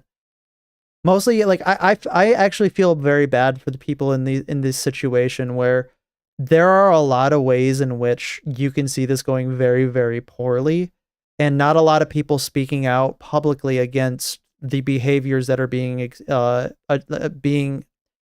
put on display for the world to see. I'm going to be completely honest, like, good on them for not agreeing with the loud minority. Coming from a specifically progressive perspective, because in their minds there has to be a victim and that victim has to be a shade of brown. or that victim has to be non-white. Either way, I think this whole thing is ridiculous, unbelievably sad, but also unbelievably gross. I think that the I agree. justifications have been gross. 100% The way that a lot I of people agree. have reacted has been gross. I think that the things that have been said have been gross. And really, I just feel so bad for the Metcalf family, because this situation has more or less been turned into a circus, and that just sucks. Ultimately, I unfortunately think that these situations will probably always go in this direction at the end of the day, because we have a decade of this probably left, maybe half a decade if we're lucky. It's probably going to change within whatever the next administration is. And I hate to say it, but I think we're probably going to see a lot of crackdowns on this after Trump too. Only because if I've got an accurate gauge of what the general consensus of the public is, there is a small minority of people who are railing against people who are saying, I want to go back to society. And the people who want to go back to society are winning. They are winning in a large margin because they are seeing the effects of this on their own communities. They're seeing the effects of this on discourse online publicly. They're seeing the effects of this pretty much everywhere, and they're done. They're done dealing with it. And I completely understand why they're done dealing with it. They just don't want to have to listen to it anymore. They don't want to have to feel like they have to be afraid when they leave their house. They don't want to feel like they have to be in fear of their fellow neighbors. They're done. And the faster that we can crack down on these types of scenarios, issuing out real punishments, making sure that like people who are saying these wildly like absurd and obnoxious things online go punished, we then can wrest our society back from the clutches of the disruptors. It's not about voting. They need to be publicly, they need to have a public voice about it. They need to say, I'm not okay with this. It's not like, because voting happens only once every 4 years. They need to be every day saying, I'm not okay with this. That's how you change the culture, not by voting, by telling everybody, because we have the tools of that, I am not okay with that. Live among a group of people who will take the wrongest of wrong actions and justify them if the person doing those wrongest of wrong actions happens to have the same color skin as them. In the end, this is just a sad and horrifying situation all around, but I am glad that nobody has rioted as of yet. Now on... Yeah, I hear the National Guard was called in, I think. They called something in, or they said that don't riot, and they didn't riot. Imagine how that works. That note, and before I open the floor to all of you, this is just a reminder, check out Raycon using the link in the description. Maybe get your dad a pair of earbuds for Father's Day. I'm sure he deserves them and will enjoy them. But if you also are in need of earbuds yourself, absolutely check them out. Now, I open the floor to all of you. What do you all think? Well, that's what I think, Sydney. Are you quite alarmed by the response that you're seeing from people? Do you think that they are justified in how they're reacting to all of this? Absolutely not. What do you make of the people who are saying, hey, white people don't go out because we're going to beat you? Is this right? Prosecute Is this them. wrong? Is this sort of the net effect of where race relations are at? What do you make of the people who are justifying the situation, saying that it's self-defense and you can... They are entitled to their opinion. They are also privileged to be wrong. Can in fact answer a push with a stab. Do you think that's right? Do you think that's wrong? What do you think of the verdict overall? Do you think that that was a good call, a bad call? Good verdict. And what do you make of this situation needs a harder sentence overall? As always, if you have made it this far in the video, congratulations. I always like having you along for the full ride. If you are new here, you're not subscribed already, and you'd like to see more of me and more of this kind of content, feel free to subscribe to the channel, as well as leaving this video a like and a comment, because I do read the majority of them. I keep forgetting the likes. I'm so bad at that. Like I always say, my little chickadee people, I hope you stay safe and well and make good choices, and I will see your beautiful little faces in the next video. Thank you very much, Sydney. Yeah, there's so many things that are just going into this. Like, I can't believe that the amount of people who have, like, really tried to defend this. Every 2 years, there does seem to be quite a few far left with the belief, some of the crazies you have listened to, they're running for Congress. Well, yeah, every 2 years for sure. There is votes for local politicians, and you can vote every 2 years. Not too many people do. But what I'm saying is it needs to go a step beyond just voting, because when normal people have an opinion but don't voice it, then how do you expect people to conform to that opinion or agree with that opinion or even gather around that opinion if nobody voices it? The reason why these ideologies get a lot of traction is because they are a loud, emphasis on the word loud, minority of people.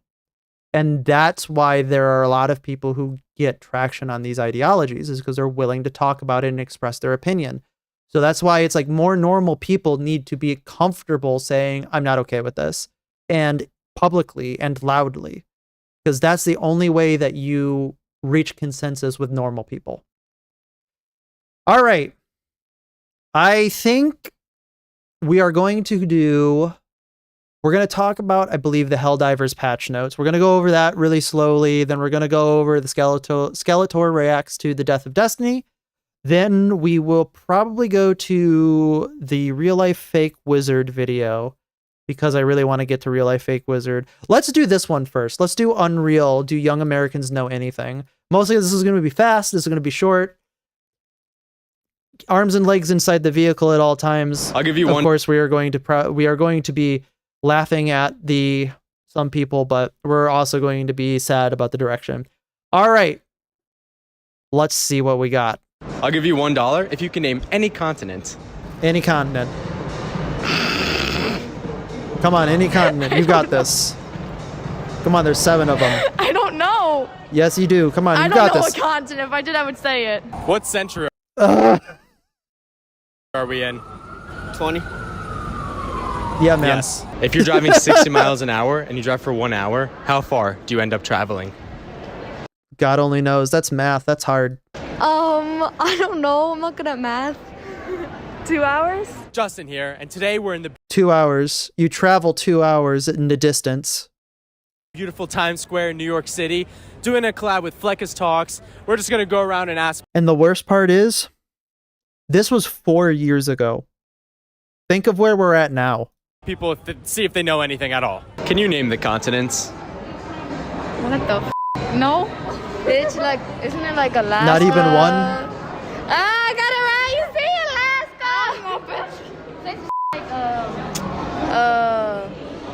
I've never been to the Alaskan continent.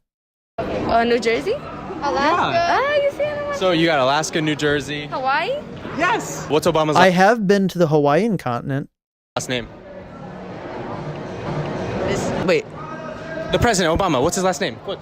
Yeah, come on, man. Just say it. You got this. I Come on. don't- Come on. You say got it. this. Come on. Say it. Come on. What is his last name? I'm asking you. Just say it. First thing. His last name? Say it. Yeah, man. What his first name? I don't know. What is his last name? What's 6 times 7? Oh, jeez. 6 times 7? Yeah. 48. What does YES spell? Y-E-S? Yeah. Y-E-S. Oh, no. What the f? YES. We'll never know. You'd say. What does YES spell? West, right? West? 7 times 6? He even got stun locked by that. Like, look at his face. West, right? West? He's just like, what, huh? Like, he's got that 1,000-yard stare right there. He's just like, man, dude. 7 times 6? 6 times 7. 48. You try to ahead of. Yes. I'll give you $1 if you can name a single continent. USA. Who did we gain our independence from? The world will never know. I don't know. Didn't they go to war? Yeah. Who did we fight against? Everybody. I don't even know. Take a guess. What country? Korea. I remember the Independence War against Korea. Yes. The 69th president of the United States of America. 69th? Wasn't that Moreau? Richard Nixon? Yeah, man. Yes. It's How many Nixon, make yeah. up 1 dozen? How many make up 1 dozen? Let me see. 100? Yes. What is Obama's last name? Oh my gosh. Obama. Care. Like C-A-R-E. He was priming for the world for 6-7 before we were ready. Exactly. Obama's last name, the president. He's a prophet. If you're driving 60 miles an hour and you Obamacare. Obama's last name is Care. Honestly, I can see it, but really, dude, come on. drive for 1 hour, how far do you travel? A mile. Yes. I'll give you this dollar if you can name one continent. USA. I mean, she's close. Think of the North American continent. Continent. I don't know. Congratulations! Yay. 60 miles an hour and you drive for 1 hour, how far do you travel? 1 mile. Who fought in the Civil War? I mean, it was like instant 1 mile. Soldiers. Well, yes, but Who against who? America and France. Who fought in the Civil War? I don't know that one. they couldn't even spell yes. I don't know. Take a guess. Who against who? Civil War. Yeah, Civil War, man. You know this. I don't. Dig deep. Civil War. I'm going to bet you they all graduated high school on schedule and on time. Hey, y'all, who fought in the Civil War? Cam. Who fought in the Civil War? Oh, you Who had to fought in phone the a Civil friend. War? Come on. Yeah.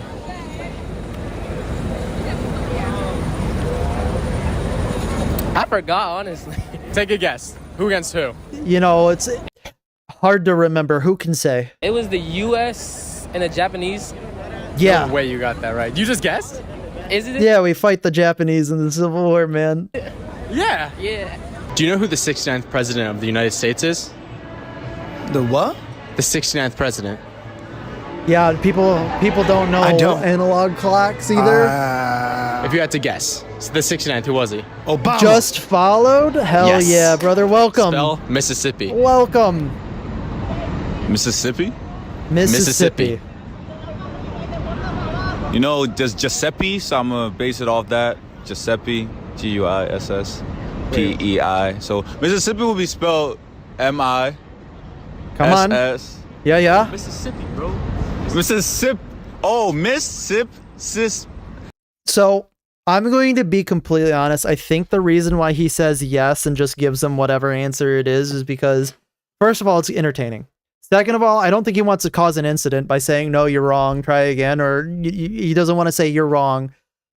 I think there'd probably be a lot of people that he probably interacts with daily who's just like, hey, you want to, you answer this? No, you're wrong. They probably wouldn't be happy about being told that they're wrong.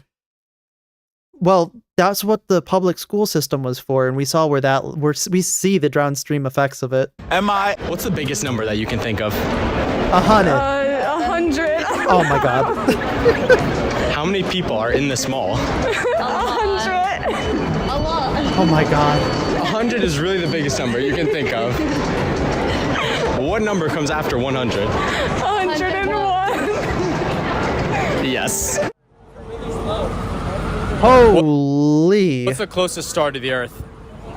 The sun? Yeah, you actually got that Hey, one. there we go. You got that one right. Called everything under the sun lately. Hello. I think He actually got one of them right. Hell yeah. We're not doomed. We're not over.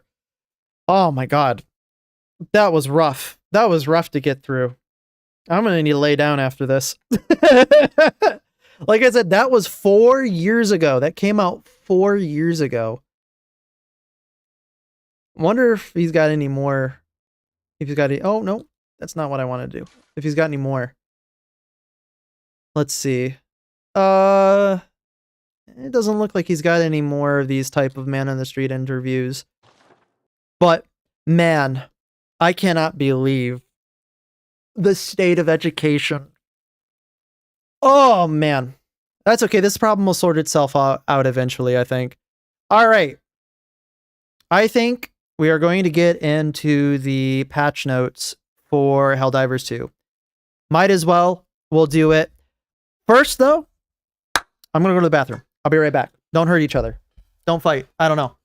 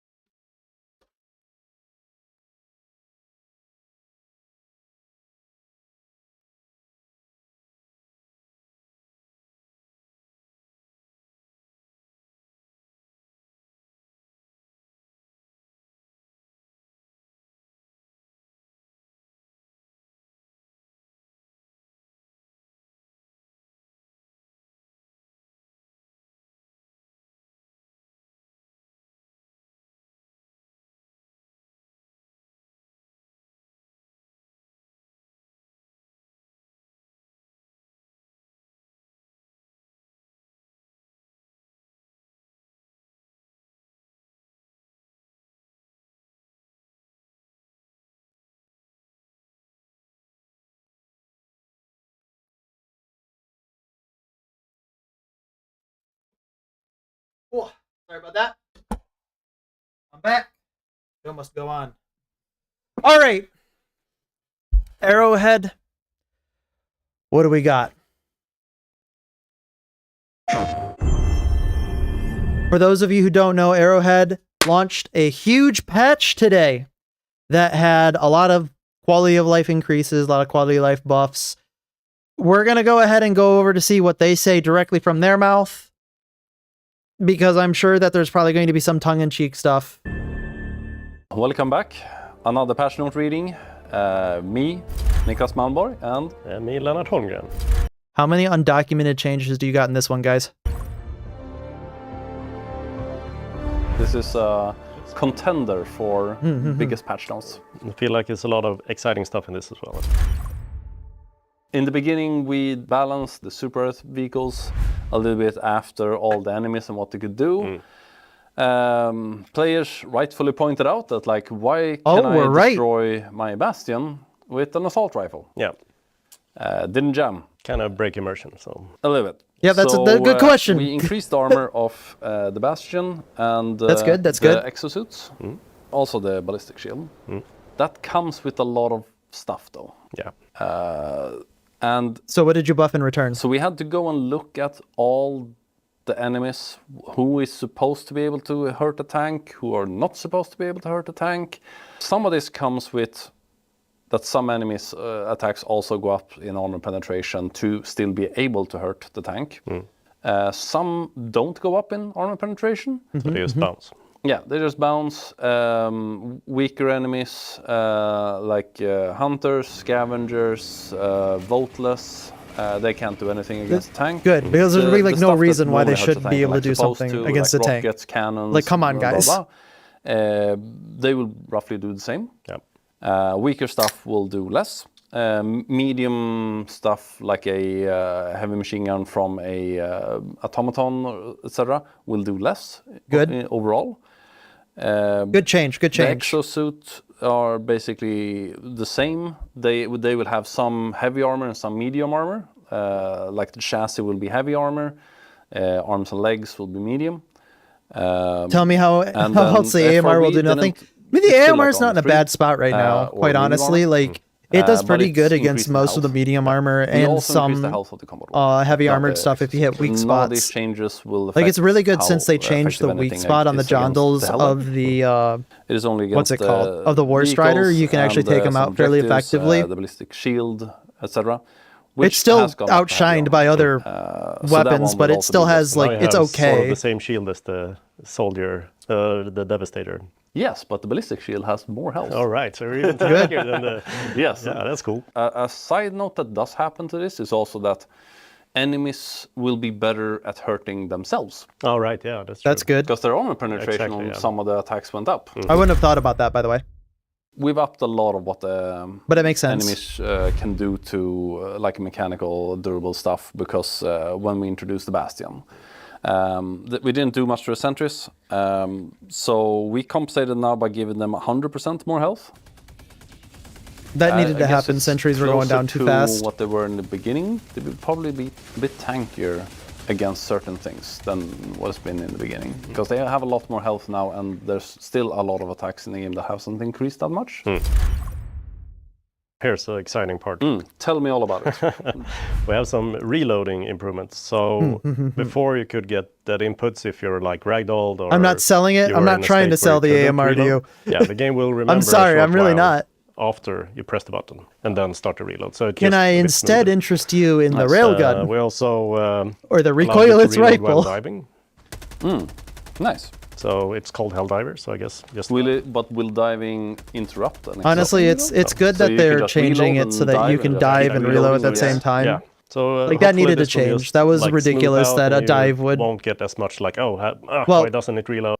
I'm hoping that it doesn't change the support weapon reload with the backpacks or like stuff like that. It will be a bit because like it makes I think that makes sense that you have to do it. But diving while you're reloading is something that uses just a mag is good. Just teasing you. Yeah, it's just teasing. Yeah. It's like, what? Where's my patterns? Yeah, exactly. Now they're here. They're not. How do you get them? Well, it only took them half a year to add that into the game. For the FRV, then you have them for the Bastion. Nice. More of exosuits. Yes, speaking of A lot of players ask like, oh, it's cool that I get this. I only get to pick one of them for, you know, for us it's for memory reasons a lot of times. That makes sense. And they're like, okay, cool, but can I have them more often? I want more. So I will go ahead and say one thing. I can understand totally a memory reason argument for not allowing you to have more than one mech, because I've seen that happen in other games. You can get like really bad memory issues with that. Totally understand that. However, definitely they need to allow you to take more mechs in. And we thought about it and it's like, yeah. We put the cooldown down from 10 minutes to 8 minutes. Yeah, thanks Nova, true. We did a large look at all the throwables right now. Oh yeah, we're getting more grenades. Thermite is sort of king of throwables. Yeah, I wonder why. So we looked and the Giga Grenade. And the Giga Grenade is. Are you gonna address the reason why that is? Do we really need to have you address the elephant in the room of why people mostly take those grenades? It's also good. But we looked around all the throwables and we were like, okay, maybe we need to have a larger pass and see, can we get some other stuff up? So we just made a large pass on how the availability is of all the grenades. Like, is it worth just having one more HE grenade? Maybe we should have one either. Yeah, because it's always like, if you take like that grenade versus that grenade, is one just feels like, well, I will just obviously take this. Exactly. Then it's not. Then why would I take anything else? Right? It is hard to compete with the Thermite, but at least this will help a bit to feel. You literally know exactly what I'm saying. It's hard to compete with the Thermite. Why is it hard to compete with the Thermite? Would you care to explain that? There is a line of reasoning here that has been being yelled at you for the past 2 years. Would you care to explain what you mean by that? Like that choice is going to be a bit more interesting. Yeah. Some of the orbital explosion and projectiles has not been really consistent and been lagging a bit behind. True. So we also did a larger pass on all the explosions and projectile damage and stuff to make it be more in line with other. On the orbital. Yeah, the HE barrage needed it. About the orbital precision strike. Yes. The 120 millimeter. Yeah, the 3A. The walking barrage. And the rail cannon as well. Yep, rail cannon got more damage. We started with the Giga Grenade. So you only have 2 of them, but you only get 1 back on each refill. Yeah. And now we want to test to see how it is to have 2. Yeah. So because it became really annoying when you had the armor passive for more grenades, and you had to pick up 4 boxes. Yeah, you stole I could see all that. of the resupply. Yeah. And it felt pretty bad. And we had an idea behind why of that, but also after a while it's just like, it's also I didn't play annoying. well. And then Dynamite. We increased the max amount from 3 to 4, so you can have 4 of them. Okay. And then we have the Seeker Grenade, which have increased starting amount from 3 to 4, and increased refill from 2 to 3, and increased maximum amount from 4 to 5. Like, this will be a lot of that. Yeah, exactly. I'm going to just be repeating myself here, but the HE Grenade had the same bump in all the numbers. The Impact Grenade had the same bump in all the numbers. Pineapple, same thing. Stun Grenade, same thing. Again. Urchin, same thing. Again, you are not going to fix the problem with people taking the better grenades by giving people more grenades. You're going to fix the problem by addressing the core issue of why people are taking these grenades in the first place. Strange how that works. Kinda, but start amount went from 2 to 4. Yeah. And then same thing on Incendiary. Grenade and Impact. Same thing in Incendiary Impact. Yes. I guess we went through that. I mean, we all know much why. faster than we thought. Like, we all know why. Everybody knows exactly why you're doing this. I don't know why you are allergic to saying it. Just come out and say it. Be like, yeah, it's liberating. I'll even give you a template. Yeah, guys, we fucked up. We're going to do this now. Or, yeah, guys, we fucked up. We're not going to listen to you. We want to try something else. I think if you just said straight up, we're not going to listen to your suggestion, we're going to try something else first, I think a lot of people would be a lot more okay with that, because then at least you're being truthful. Like, it's basically the same. Everything Imagine that had how that 4 works. uses went up to 5. Yeah. The Dynamite went from 3 to 4. Yes. And the refill on the Giga went from 1 to 2. Yes. So it was kind of like bumping up the base level of most of our grenades that we have. This one's a good change. This is unanimously a good change. The rockets fire a bit far They were apart, completely and like sometimes worthless. When you shoot smaller targets, they can like... Yeah, because it's an actual Eagle that actually has rocket pods. So it doesn't just fire them like that. So they, So now I put them a bit closer together, so it will be easier to hit like smaller things like Hulks, and it will even be better against tanks and chargers and stuff like that. And you increase the armor penetration of the explosion. Yeah, that's also a thing, because if it misses, I increased it from medium to heavy, so it will do damage to things like chargers, Hulks and stuff like that if it misses, so the explosion will still damage it. We also increased the explosion damage from 200 to 300, and the durable damage on the explosion as well from 200 to 300. And I also needed to lower the explosion force impulse a bit, because...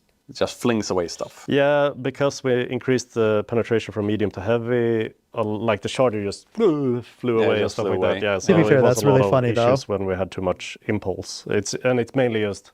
how much will it push a corpse, kind of. Yeah. So it doesn't really affect the effectiveness of it that much. Or you.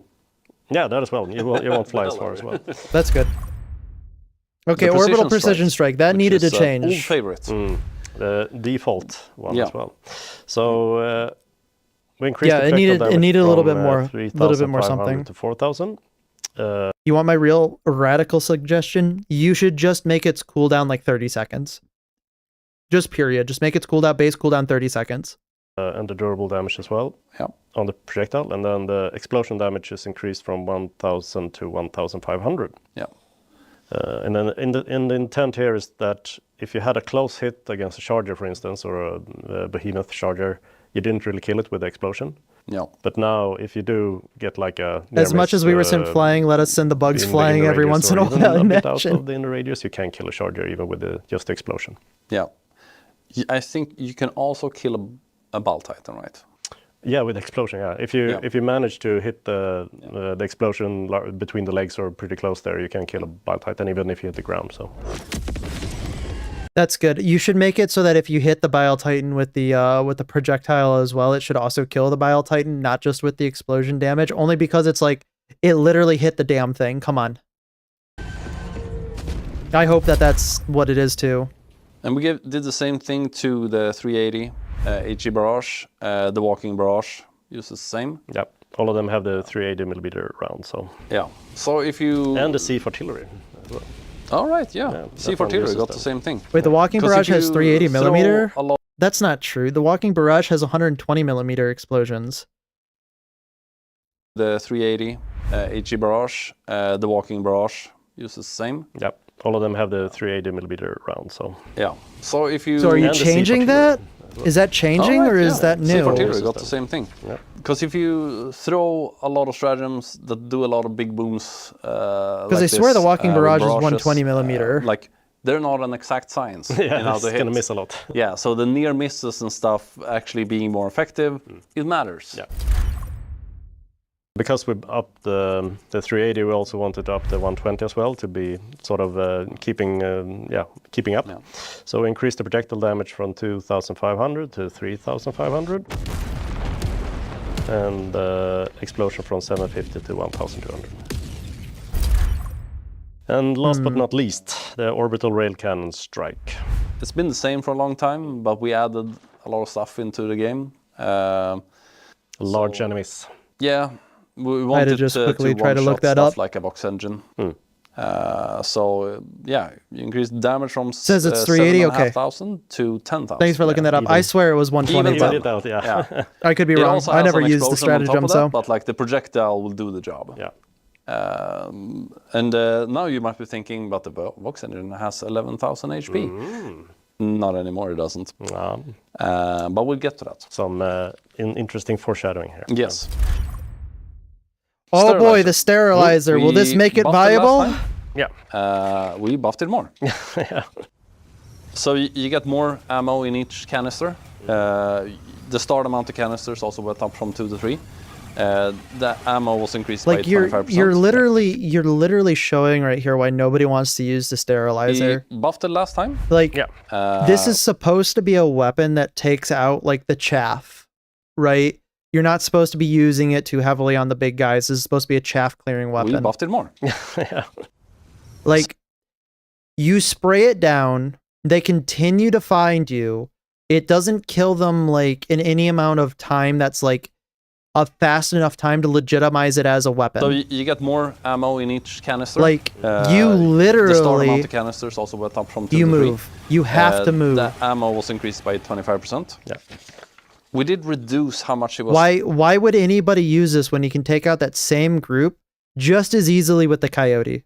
Or hell, just as easily and better and more effectively with the torture or a flamethrower. Affected by wind. Yeah, it was a bit tricky to use there. What niche is it going for? Yeah, it was too finicky. It got too much effect, which was look, it's a little bit fun. Yeah. But made it a little bit hard to use. So it's 60% less affected by wind. Nice. Surely It that's goes going to through get the people to use it. cooldown, but it's also we increased the health from 1600 to 1800, of the arms from 600 to 800, and from the legs from 400 to 550. One of the most annoying parts with the exosuit Honestly, you should is just give that- everybody an extra no, exosuit. you get a lot of maybe like bug enemies and stuff and they gnaw away at your legs, and then you start limping. Like you still have a lot of health left, but you're limping, so you're just like, oh, it's a trudge to just like move with this thing, which it can still happen, but it's just not as often. Yeah, and losing your arm is also a bit annoying. So making it. We still want that to happen. Yeah, it's just that not as often. The fast recon vehicle. So we increased some health of like the doors by 50%, a little bit of the tires. It's not by a lot. So, but the main is the main health goes from It's okay. 2,400 I don't know. 2,000 to 2,400. Different type of AoEs, saturation centered on the area, walking forward of the Helldiver ordinance. That Yeah, we yeah, reject with yeah. all the vehicles. It's just got But like it a also different means that way you of are, delivering it. More tanky versus all the Right, anti-tank there's a stuff, 120 because that millimeter and a didn't change, 380 right? millimeter. And also the stuff that just did chip damage on you before, that will be the same. You will be more tanky. So overall, not against everything, but overall, the FRV will be able to take more damage. Nice. Hopefully that's a good change. We'll have to see, right? We still have a decent chunk of paper left. We're getting there. We're getting there. We're getting through this. The Charger. When it's close enough to you, its target, when it charges. This is one of those this is like one of those buff nerf things where they nerfed like its turning radius, or they nerfed something about it so they can't like stick on you as much, but they increased its speed. So it's just like, I guess like we'll have to see how that plays. It will like stop turning and just commit to that. Yeah, exactly. That happens a bit earlier. So That's good. It will be slightly easier to avoid it.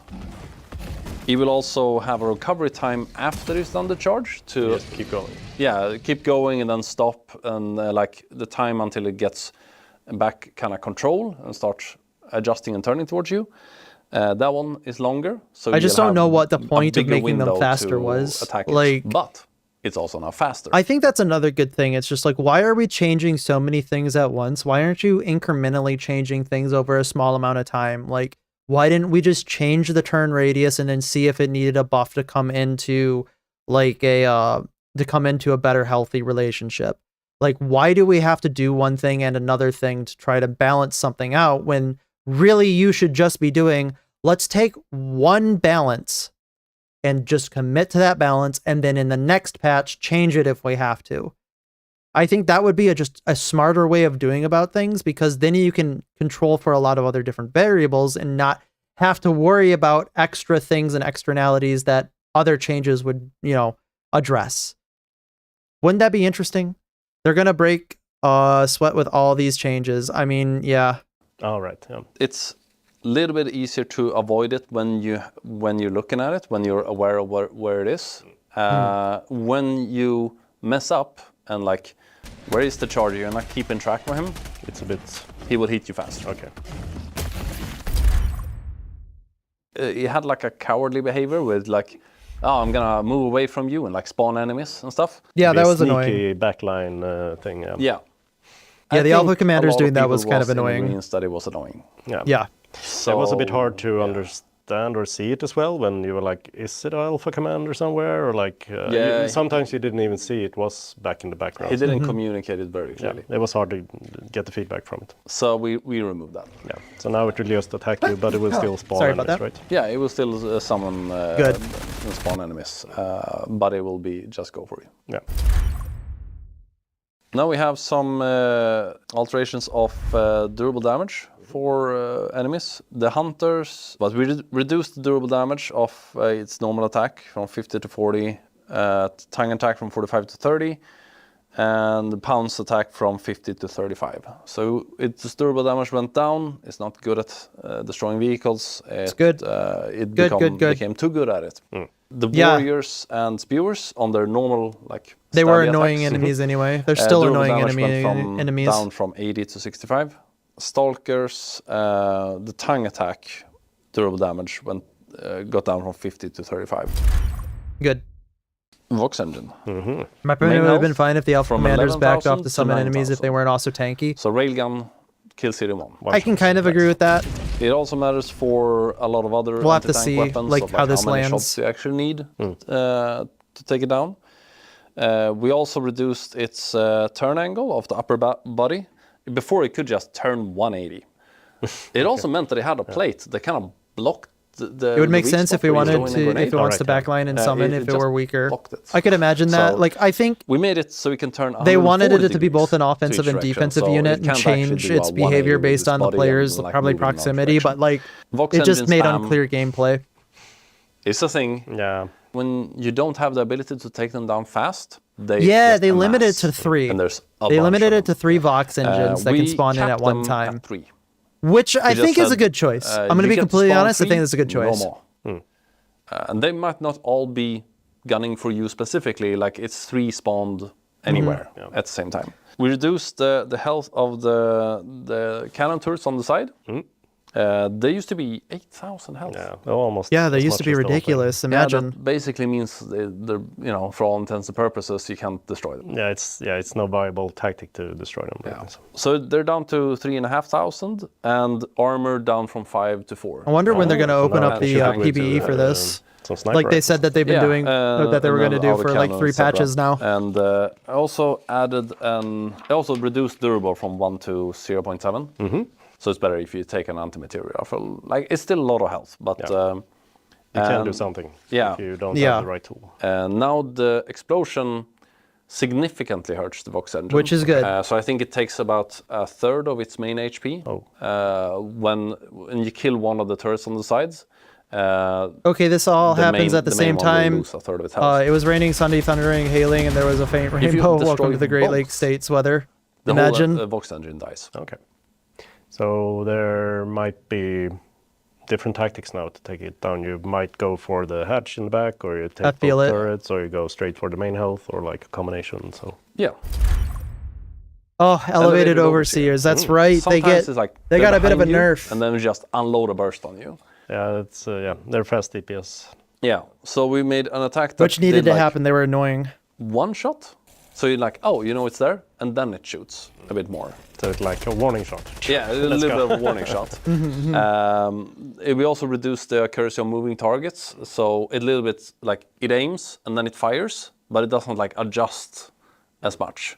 So if you That's good because like the just amount of running, times that I've just been like one shot by it will one of have them a slightly running right around a horizontal corner is just that was ridiculous. It was like, oh okay, I just stimming, not nice. interrupted by staggering. Yes. This is a big That- change right here. They also This doesn't is block good. it either. So This is if you super are good. staggered, you can use them. Nice. So yeah, I think if a everybody scavenger was or like, a dude, conscript why are we shoots getting you, stunned some out of this? A hunter hits you and like stun locks you. You will be less stun locked. Yeah, you can just steam through it. They can kill. They can still kill you. Yes, So you're but at not least safe you're from not that, getting but they staggered won't out of your interrupt the stem. and they can't block the input. Good. All right, that is it. If you want to read the full patch notes, you can always find them on Sony PlayStation Hell or yeah. Steam. Otherwise, you'll just have to listen to us. Jam along forever. Yeah. And that's it. I'm gonna give this. I'm gonna give this patch. Imagine that my. Imagine that my whatever it'll work. Okay, it's just gonna start playing something in the background. Okay, we're just gonna do this. Imagine. I would think that this patch is going to be probably somewhere.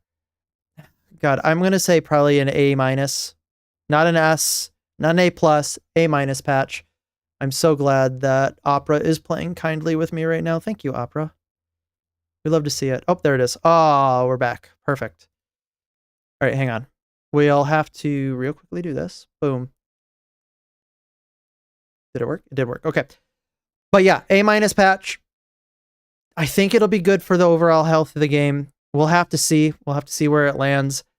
I'm hoping that this is the beginning of heading in the right direction to change some of the more annoying aspects of Helldivers that they've been putting into the game in a way that is what I would consider to be like, come on, guys. Let's get all on the same program. All right. So we're going to get on to a suggestion reaction. I was suggested to react to this, so I'm going to go ahead and react to this. I've never seen anything from Tom Christie. I don't know who this is. I don't know anything about Skeletor Reacts or whatever, but we're going to do it to the Death of Destiny because it's something that we've talked about, very heavily about. Like I said, I don't play Destiny. Don't know what any about it is happening, but we'll see where it goes. All right, what do we got? Oh, it's still muted, LOL. Imagine. If only. Why are you doing this to me? Why do you do this to me? Why am I getting inted by this? You know what? We're just gonna do this. We're just gonna redo it. That'll work, right? Please. Please, Opera, I beg you, please work. I'm doing my best here. Oh my god, any day now. I just hit refresh and it did it.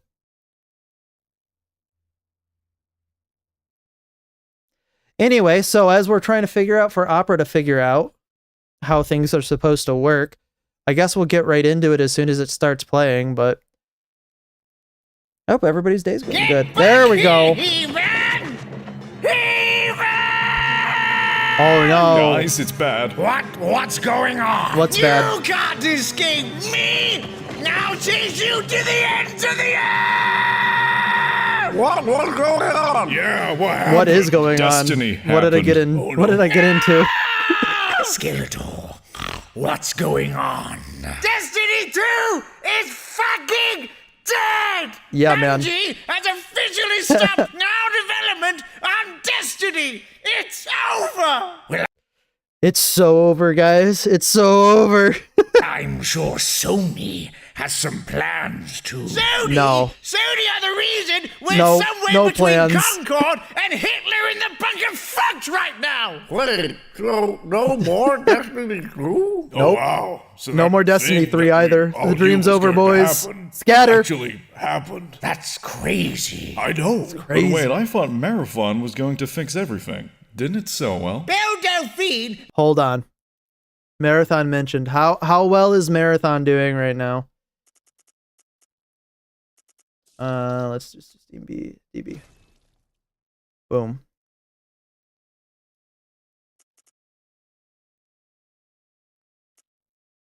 It was there right there. Boom. How are we doing, Marathon?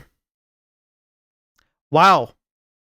We're right back at what our regularly scheduled peak was, around 12,000. After your admittedly not disastrous free weekend. Surely this is going to save the company, right? Surely Marathon is where to put all your bets down on. Made more Surely. money selling her bathwater than Bungie did with Marathon. Oh my god, Bungie Belle was out here Delphine throwing mentioned up too. more red flags than Dr. Disrespect in a playground, and Sony still did fucking nothing! Skeletor's fucking cooking people right now. They're getting strays. Hey, boss, I know you're pissed and all, but I've got no idea what the hell you're talking about. How did we get here? You want to know? Well, listen up. Oh, 'cause I'll Jesus, tell here we you go. Exactly all the damn shit that led Bungie to this shenanigan bukkake we now find Oh my ourselves in. God. Okay. Bungie, after Okay. months of no communication, small updates, and a delayed roadmap with less meat on it than an anorexic porn star, announced that they are ceasing all development on Destiny 2 going forward. So now the game is officially dead, and the fan base is blowing up like the Ayatollah. Not so long after, the dirt comes out that Bungie totaled a 700 I'm getting assaulted by things so fast, I don't even know what to say. I'm getting flashbanged, bro. $65 billion impairment loss for when they were acquired by Sony 65 for $3.6 billion.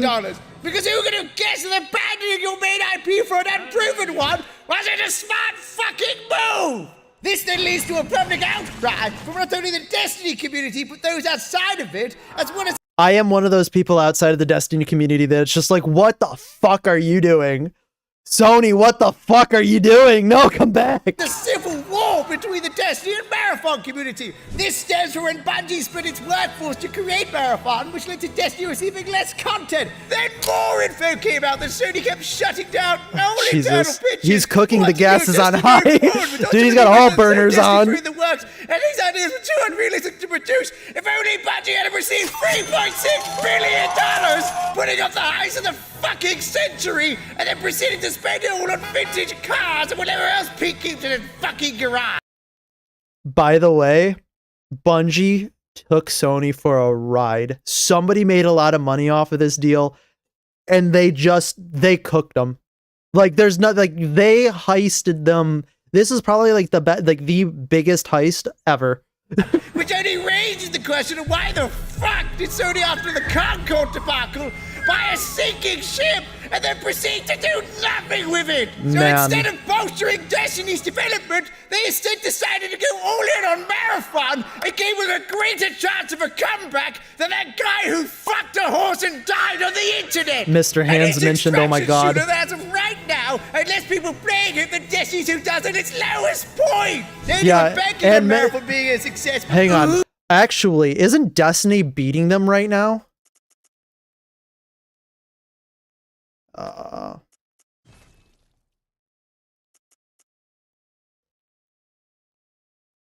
Right now, there are 117,000 players on Destiny, a game that's going to, quote, be end of service here real soon. There are actually a factor of 10 more. I cannot imagine how catastrophically bad this is for fucking Sony. What a great call. Sony, clap, clap, we clap. stole art, and now we have to delay our launch. Oops. God, I hope Oops. another casual extraction shooter doesn't come out and completely steal the market from under us. Ah, fuck! And with Destiny 2's development collapsing because Educated Renegades didn't hit sale expectations, Marathon now has the entire community on its fucking shoulders, despite never being built to sustain it. Nobody Now, Bungie wanted was a multiple Marathon. IP company for about 4 months. It's in a complete freefall, so now no one knows where the fuck the company is going, not even the developers. So in the end, with no potential future in sight for the Jesus company, Christ, Destiny dude. 2 as a franchise and the whole fucking thing is completely, positively, absolutely Fucked. Yup, there it is. Me too, Skeletor. Me too. Well, that sucks. That's your fucking reaction? Well, that sucks. Yeah, man. Skeletor, we understand the situation, but even you just admitted that Bungie did themselves no favors, and that this was more or less inevitable. I know that, but it Yup. pisses me off that the Nonetheless. people who caused all this to happen won't see any of this shit. But don't worry, I'm prepared for this situation. Oh, Now boy. I've got a master plan in case this was to ever happen. Great. What is it? First, we take this chair. Okay. Then this noose. Oh, wait, what? Then you kick the chair from underneath me and... Skeletor, what the fuck are you doing? Oh, killing myself, He-Man.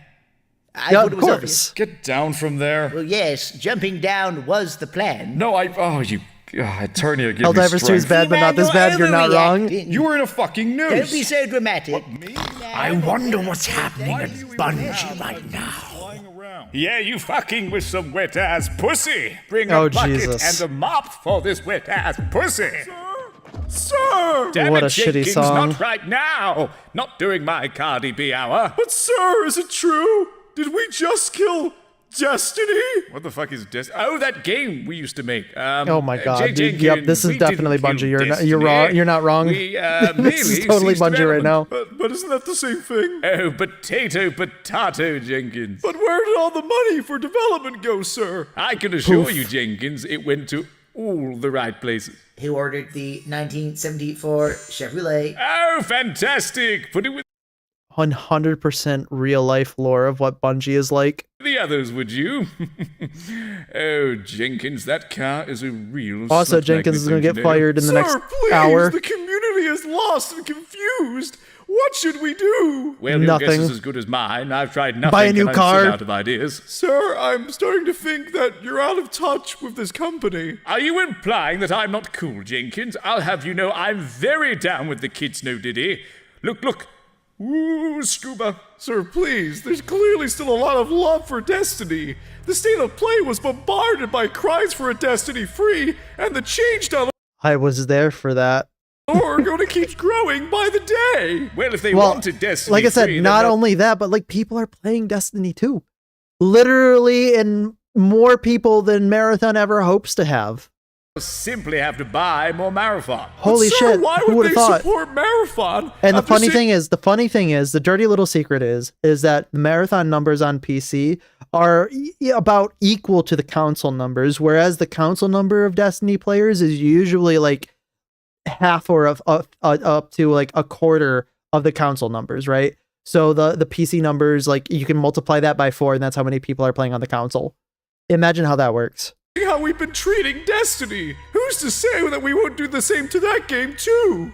Imagine. Jenkins, you know you talk a lot of shit for someone in layoff distance, right? But surely Sony isn't happy with the way things are right now. Battlefront You'd 3 and think Don't so, Kill but Destiny I'm 2. quite Actually, free just to Destiny fuck 3. around and never find Make a out. Destiny 3. sir, Imagine you'd make so much of all money. the baffling decisions this company's been making, I'm starting to think that maybe, just maybe, You're out that of we're touch. being manipulated by a higher power. Like Jesus? Sony. No, Sony, sir. Oh yeah, that. Yeah. You know, the more I think about it, it's almost like all the decisions that Sony have made since acquiring us were so fucking stupid and evil Well, that's just mean. that they had to be done true. by a cartoon villain. An 80s cartoon villain. You finally figured it out. I have? It's the evil wizard Sony. This was all the genius planning. Oh, Jesus.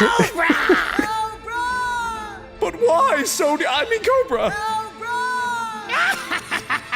Please explain to me the downfall of Bungie with Well, that's just 90s or fucking 80s stupid. cartoons characters. Spent $3.6 billion on this company and then did nothing with it.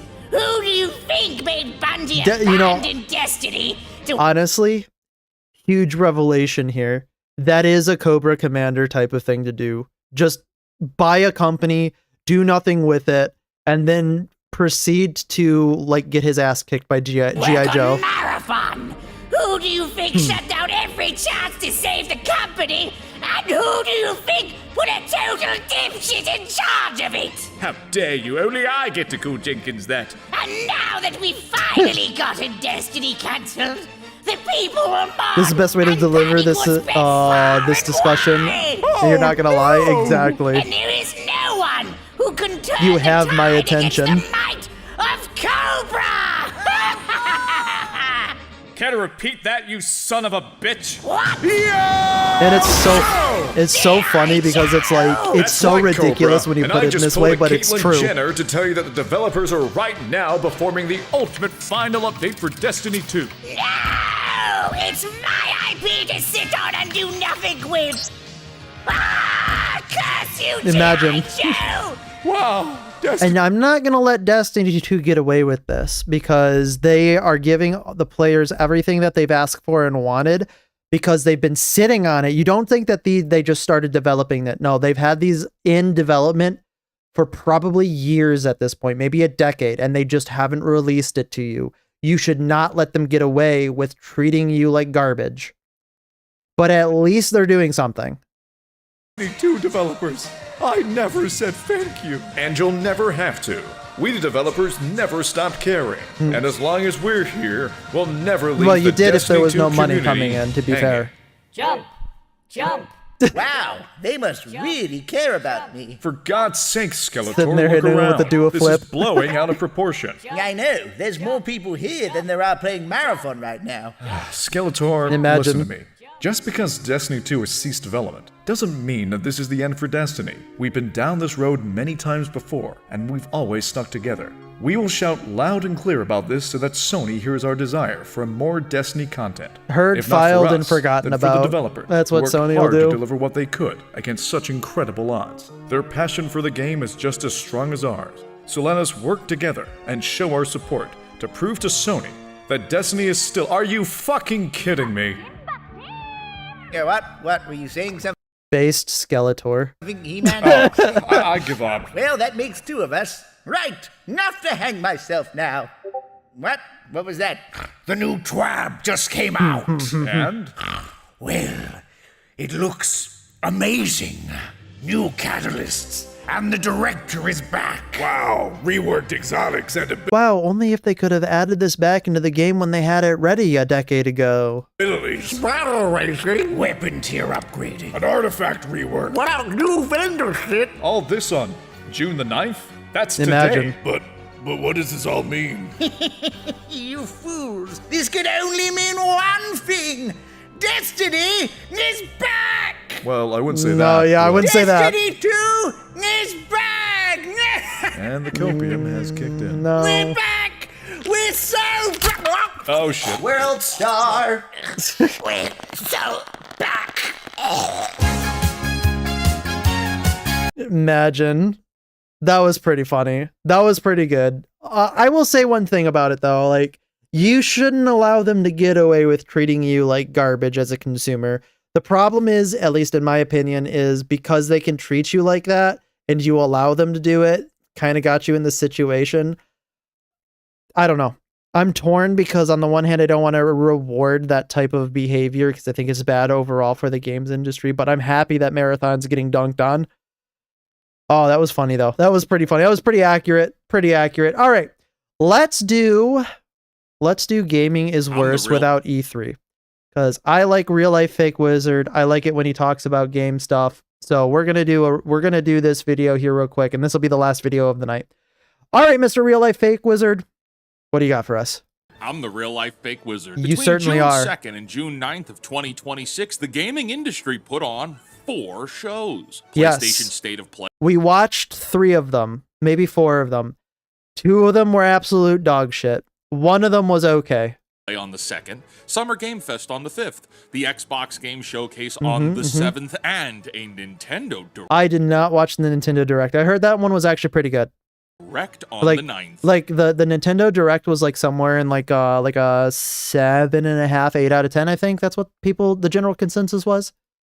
When the final one ended, I was left with one question. When was the last time any of these companies had to earn your attention? True. Because there was a time when they did. Yeah. Sony, Microsoft, and Man, I remember Nintendo used to E3s. walk into the same building in the same city during the same week and compete By the way, Reggie, the true man. in front of a live crowd of diehard fans and a press corps with He will- slightly less I loyalty feel like than he- they have today.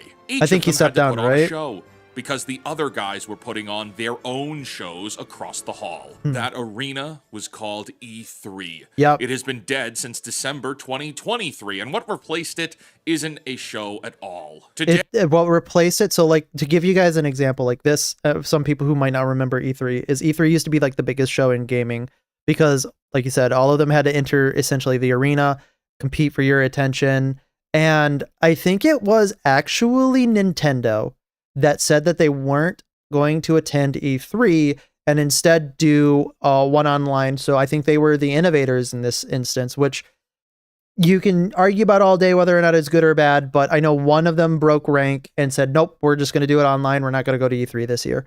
And now every games company does that now. And I think we're worse for it because they're not competing for your attention to have good products. Now it's just like, oh, okay, yeah, well, I guess we're gonna watch the PlayStation one now. I guess we're gonna watch this, and I missed that because I think it was better for the industry and better for the gamer and better for the companies to have to compete with one another. Yeah, he did. Oh, rest in peace. Oh, I mean, not rest in peace, but he will be missed. I heard like, I'm not a Nintendo person, but I know like Reggie. I know Reggie Fils-Aimé. He was good. He was a great guy. Gamers are subjected to boring, slop-filled, hollow infomercials. True. You see, the difference now There is was that very they each own their flop. own stages. Ugh. They own all the cameras, and they own the calendar. Mm-hmm. They don't have to try anymore because they're not really competing anymore. And when you're not competing, Then why do you don't care? really care. Yeah. Join us July 17th through the 19th at the Southeast Game Exchange in Greenville, South Carolina. Tickets are on sale now. I will be there. Lots of your other favorite creators will be there. There will be games and games and games and I might have more to think about games. going to this. We're running an entire indie circuit where you can get to experience new games from new This is creators awesome. and compete for prizes just for playing. Oh, yep. Let's hang on. Let's real quickly. We're gonna plug this. So he's got a website that he's either involved with or he promotes a lot called Fake Portal. On Fake Portal, there are a lot of indie games, a lot of like new releases for indie games and indie game news. Essentially, because obviously you're seeing new indie games. Go to Fake Portal. Go support Real Life Fake Wizard. Go support what they're doing over there because it is good for indie games. Just do it. It's great. It's fakeportal.com. New games from new creators and compete for prizes just for playing. Tickets are available now at the southeastgameexchange.com. I might have to think about going to that. The It might be a little Electronic awkward for me, but Entertainment Expo opened in I'll see May if I of can. 1995 at the Los Angeles Convention Center with roughly 50,000 attendees. For 1 week every summer, every major player in gaming held a press conference live on a stage, hours apart from one another, and were judged by the same diehard fans and press corps in real time. Thank you, Shigeru. This structure of everyone I remember when that was going around the internet. I being in remember one him place doing had that. very real competitive consequences. The idea that you'd have In the all middle, the yeah, studios all I in know, one place, South all Carolina, middle competing of in the same July. venue, led Gabe, please be my savior, Gabe. to each of them, and not only just the individual studios here, but the console platforms too, competing with one another. It wasn't even friendly per se. Like, it wasn't a friendly competition. It was just straight up yearly competition. When there were And that's, like I said, that is one thing that's very much missing in like our consumer market nowadays is when you lose the avenues of competition and you can talk directly to essentially somebody who's already bought into your brand. As he said earlier, and I will continue to say, there is no incentive to adapt, improvise, make something good, make something so that people actually want to pay attention to you because they're already paying attention to you. They've got nothing else to pay attention to. In fact, it's so bad because each of them were done for the most part on different days. Like none of them had overlapping times. None of them had overlapping dates. They don't like, I almost think that they might even be coordinating with one another. Be like, okay, when are you doing this? Okay, we're going to do it this time. And yeah, there's no reason for you because you're in your own home. You're not a captive audience. I don't know. Like, I want to just say that we have to force them to like come back to like an E3 type of thing, but then you can't really make a regulation over because they're not doing anything illegal. I want to see them have to directly compete with one another. I mean, granted, they're probably going to like go under anyway. Like, we're probably not going to have to be worrying about this in the near future because the games industry is heading for a collapse. Like anybody who's been paying attention has been like seeing it. Like it's going to happen. They just refuse to innovate. They refuse to make anything that people want. And they kind of like made their bed. games and announcements that connected with audiences, the building shook and you could hear the crowds cheering on the live stream. When they announced Final Fantasy VII Remake, you had all these grown men in lanyards sobbing together. However, when a game or announcement bombed, we all knew in real time what went wrong, and you could tell in real time. When Sony announced the $600... Now all we get is people saying Destiny 3 win in the chat. price tag for the PlayStation 3, everyone was mad. Yep. When Xbox announced the mandatory Connect, the always online components, the disc DRM Oh yeah, everybody was so all the other legendarily mad terrible about choices this. for the Xbox They're like, come One, on, really? You could feel the tension in that room. Hours later, Sony responded to that terrible Xbox One showcase. It's regularly with a known 22 developers coordinate to release on an to an extent, at least being aware of competing dates of importance. Why wouldn't they coordinate for similar events? No, I totally agree. Like, that makes total sense that they would. Like, I have no proof of this. I'll never be able to prove it, I bet, unless somebody from the industry comes out and straight up says it, but which could be consumer friendly to make sure everyone gets to enjoy all of them, but we know it's not. No, it's definitely more corporate friendly, because then they can just mute the response of, like, you know, people paying attention to one over the other. Like, they can plausibly deny to whoever owns their company or their shareholders or what have you that bad things are happening. Video of two executives handing each other a disc and a $399 price tag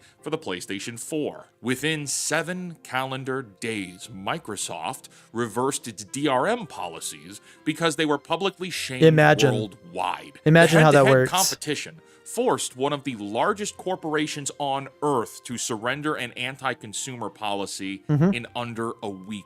Competition forces companies to do better for their customers. I don't believe you. I don't believe that that's the case. If that were the case, then insert bad argument here. One more story to keep in mind here, because it'll come up a little later. In 2005, Sony showed a Killzone 2 trailer at E3 and presented it as gameplay. It wasn't. Yep. It was pre-rendered footage. The press caught it. It became a... Oh my god, this is another problem with the industry. Like, we literally saw this in droves for, like, pretty much any industry game, like, earlier. Like, when you say a gameplay trailer, like, that's what it is. Like, the God of War trailer at the end, they said it was a gameplay trailer. It had maybe, like, 20 seconds of gameplay interspersed in that. The whole thing was a fucking movie cutscene. It's like, bro, this isn't gameplay. Scandal, and every Killzone announced since has been interrogated frame by frame. Faking footage in the arena got you caught, because the arena was crawling with people whose job it was to catch you. It was also crawling with fans, and that's something worth mentioning too. Yes, there was journalists at E3, and yes, there was shills, but there was also back when the word journalist wasn't actually a pejorative. Tons of fans, the diehard fans, the most loyal fans went to E3. Today, almost all of these events are considered press events, and it's just journalists and just content creator shills. Blizzard E3 was a bloated, overpriced mess, and you know it. Yeah, it was. I'm not saying it wasn't. The trade show had a lot of real problems, but let's look at how it died. The 2023 show was canceled in March of that year after Microsoft, Sony, and Nintendo all... By the way, remember Marathon Nightfall? Remember when that was supposed to save Marathon? We literally just talked about it. March of that year after Microsoft, Sony, and Nintendo all confirmed they would not attend. They were able to use the COVID pandemic as part of the leverage to not attend. That's but true. This would be the first time since 1995 that no console manufacturer would show up. On December 12, 2023, the Entertainment Software Association shut it down permanently, saying the show did not garner... By the way, guys, that's our friends, the ESA. ESA mentioned again. They're great for the industry, aren't they? ...the sustained interest necessary. Whose interest? You were still watching. I was still watching. Lots of us were still watching. It was the platform holders that lost all the interest, because look at what they got instead. The direct model, the state of play model, the showcase model. They own the channels now. They can announce things in their own way, in their own time. And when we say that Xbox won the showcase round this summer, it doesn't really mean anything. It really doesn't, because it's just like they're not really paying for your attention. They're just commercials at this point. Because the like event... not in like a cultural sense. They're just or like a advertising sense, because they were always advertisements. But like they were advertisements trying to actually outcompete for your attention. Now they don't have to. Themselves are just 60-minute infomercials filled with third-party games and 1 or 2 first-party games. There is seldom any kind of hardware or software announcement. That's actually a even good point. I wonder how many like games, because like we all saw like in the recent round of announcements, I wonder how many games announcements there were back in the day versus how many like first party, second party actual announcement of games that come out versus the announcement of ports for games in the current shows. Because I feel like a lot of the current shows kind of were like swarmed with, this game's now coming to this console. It's like, okay, great. This game's now coming to this console. Okay, sure.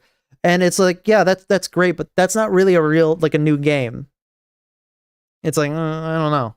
It's rushed over as if to not slow the show down from revealing that we can buy yet another Fallout 76 expansion. Oh boy, yay. People want. What we have today is the platform holders engineered every public accountability mechanism out of the announcement format on purpose, and the industry at large keeps calling it progress. I spent over a decade in corporate marketing before I put on this silly costume, and from inside a marketing department, this is the dream. I'm sorry that you had to go through corporal marketing. That sounds like that was rough. You have total message control, and there are 0 variables. You control everything. But they optimized out all the risk. A boxing match makes you train. That's actually a really good, interesting like point that can be really expounded upon, is they manufactured out the risk of actually having to like put out something that is risky. Because a lot of the games back in the day, like I can't really name any right now because like my brain's kind of cooked, but like I could say that there were a bunch of like, hell, I'll just use Gears of War. Gears of War was a risky game. It was gory, a lot more gory than most things. It was a third-person shooter, which I think at the time traditionally didn't have really many in the genre. And it was a massive hit. It was a launch title. It was a massive hit. They took a big risk on it to brand the Xbox in this way. And the Xbox was better for that. You're not going to see any type of big risk like that, big, different type of game that really helps define like generation, like that generation of gaming and that generation of like direction, because they don't need to take that risk. That's why everything feels so samey nowadays. That's why everything just like the Wolverine game's a perfect example. It's like, well, this could be made by literally any company at this point. It didn't look good. It was just like, I guess it's just something to play. And like, you don't want that. You need to make something that is at risk of failing in order to make something that's worth something. And they've engineered out that risk. It's just like, it's insane they don't see it for what it is, but from a business standpoint, it's definitely good because it's consistent. What these companies do now is shadowbox alone in the garage, mail everyone the tape, and announce that they won. Yeah, Every imagine. year the tapes get lazier because why wouldn't they? They don't care anymore because there is no real opponent. The story of what happens when consequences disappear is called Perfect Dark. Microsoft announced the reboot at the Game Awards in December 2020. Yeah, that hasn't materialized yet. Is that vaporware at this point? As the debut project of The Initiative, a studio founded in 2018 and marketed I never as played Microsoft's Perfect Dark, but quadruple A I know that a lot of people with were Crystal Dynamics brought in to super help. excited for 4 it. years of near silence followed. Then, at the Xbox Game Showcase in June 2024, Microsoft aired 3 minutes labeled as a gameplay reveal. It looked like the immersive games fans had wanted for a decade. And then on July 2nd, 2025, 13 months later, Microsoft shut down The Initiative in a wave of layoffs and canceled Perfect Dark altogether. Wow. I didn't even know they canceled it. Oh my God. I cannot imagine how bad that would feel. That is, oh my God. Holy shit. I'm floored. I don't know how to react to that. That's just like, I can't believe that. I didn't even know that. That's insane. Together. 7 years of studio existence, 0 Yeah, games all of shipped. that just Kotaku gone. sources then described the showcase footage that we saw in 24 as basic. I wonder when we're going to be getting this like leak. I would assume that this might leak like in the next decade. Whatever's playable of A it. former level designer on the project, Adam McDonald, pushed back with an honest version that this was an in-engine vertical slice with real systems built to be played exactly one way and, quote, didn't play well if you played it a different way. Now, Okay. Yes, vertical. So it wasn't even finished. Got it. slices It are wasn't even standard nearly practice finished. and part of a video game's development cycle. Sure, 100%. But So it was like so it sounds like it was like hyper scripted in a way where you had to play it like you got to be here, you got to hit this mark, this is what's going to happen, you're going to do this interaction with very small amounts of elasticity. I could see that. This was a deception. The 3 minutes of footage presented to the public as actual gameplay was a staged broadcast for a fake game. It was fake. That's interesting. It was totally fake. What you're seeing here now, this is all fake. But let's put these two cases side by side. In 2005, Sony presented fake footage as gameplay, got caught by a live in-person audience, and had to deal with a scandal that followed the franchise for years. In 2024, Microsoft presented bogus footage of a game that was not anywhere close to being done, and there were no consequences at all. If this was presented live and in real time, it could have been held. That's interesting. Yeah, I didn't even know about this when this was happening. And no, you're right. Like, usually I'm pretty good about hearing stuff like this, but seeing as like I didn't even know anything about this, yeah, there were no consequences. I don't remember anybody raising a massive problem because I knew that people were excited about this game. And I didn't even know it was canceled. I cannot believe that. That's insane. Accountable because it would have been caught in real time. Right. Microsoft would have been shamed for lying to the public. Instead, there are no consequences. And when the studio developing the game was shuttered, the Access Media and journalists and content creators They all said it was a good thing. Boo-hooed the layoffs and jobs lost. I mean, this is the smoking gun. Yep. The modern day showcase format launders unreality. And more than just lying, which these companies do. Well, a lot of things launder unreality in a way. Like we're kind of like we're in like the post-truth era in a way. And I would say that this is a symptom of the way in which we've been allowing being permissive as a society to get to this point. It's a deeper issue, but definitely it is an issue. That's a very good way of like showing a microcosm of like just generally the way that we are viewed in the eyes of businesses. Frivolously, it allows them to be basic and boring with no accountability attached. Now that brings us back to all the broadcasts of June 2026, of which 3 of them were meant to be reassurances to customers. Let me guess. So winners and losers section. The winners are the businesses, the losers are the consumers. That their decisions to and enter the tangential that winners ecosystem are the indie was a good games decision. because they're going to be the only games that people are going to If have. you bought an Xbox, you should be confident in owning the Xbox, and here's why. But also, hey, here's a reason to buy an Xbox. After watching the state of play, you should be excited to go out and buy a PlayStation 5 or an Xbox. Or I will never buy a PlayStation 5 or an Xbox based off of what they've shown me here. Switch 2. After the direct, I'd rather you should stick wanna with the go out and PC buy because it's just all so the much better. consoles because you feel compelled to enter these apparatuses. These broadcasts are meant to make you excited, and you know what? They didn't do any of that. For owners or buyers. Measured against that sales job, the June 2026 broadcasts are malpractice. Count the games from all 4 shows that can only play on the console being advertised. What reason do you have to actually buy an Xbox over a PlayStation? You don't. Or a Switch over an Xbox? Nearly every game is available everywhere. And of the games that are console exclusive, I don't know. Are you really going to spend nearly $1,000 to get a PlayStation 5 to play? Never. I'm not going to spend that money to get a magical box just to have to play this stuff. The only magical box that I'm going to grab is my PC because I can do so much more with it. Like, I'm not going to do that to sit in my living room and play a video game. I'd rather sit in my room, sit on my PC, do all of the work that I have to do all of like everything else that I can. Hell, I can even stream it very easily on the PC. I'm not going to do that on an Xbox. Why would I ever do that? Wife of War. Why would I ever do that with a PlayStation? Oh yeah, Dungeons and Dragons side character lore. God, or I can't perhaps believe you're gonna go get that an they're even Xbox. going Yeah, forward with Gears Lofty. E-Day is exclusive once more. Okay, except that means it's also a PC exclusive too. Everything on Apparently, it's also going to be on the PC. Xbox is also PC.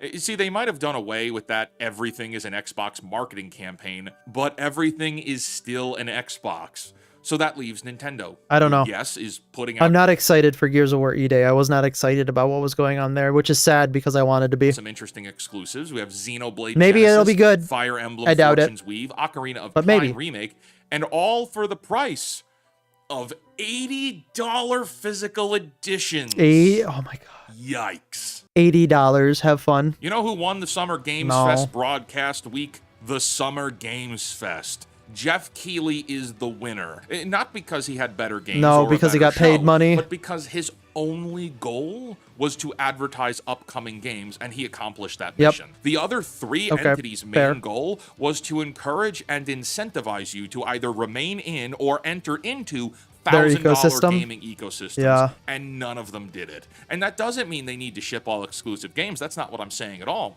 I'm saying that there is no reason to be a PlayStation player. Like, what's the upside?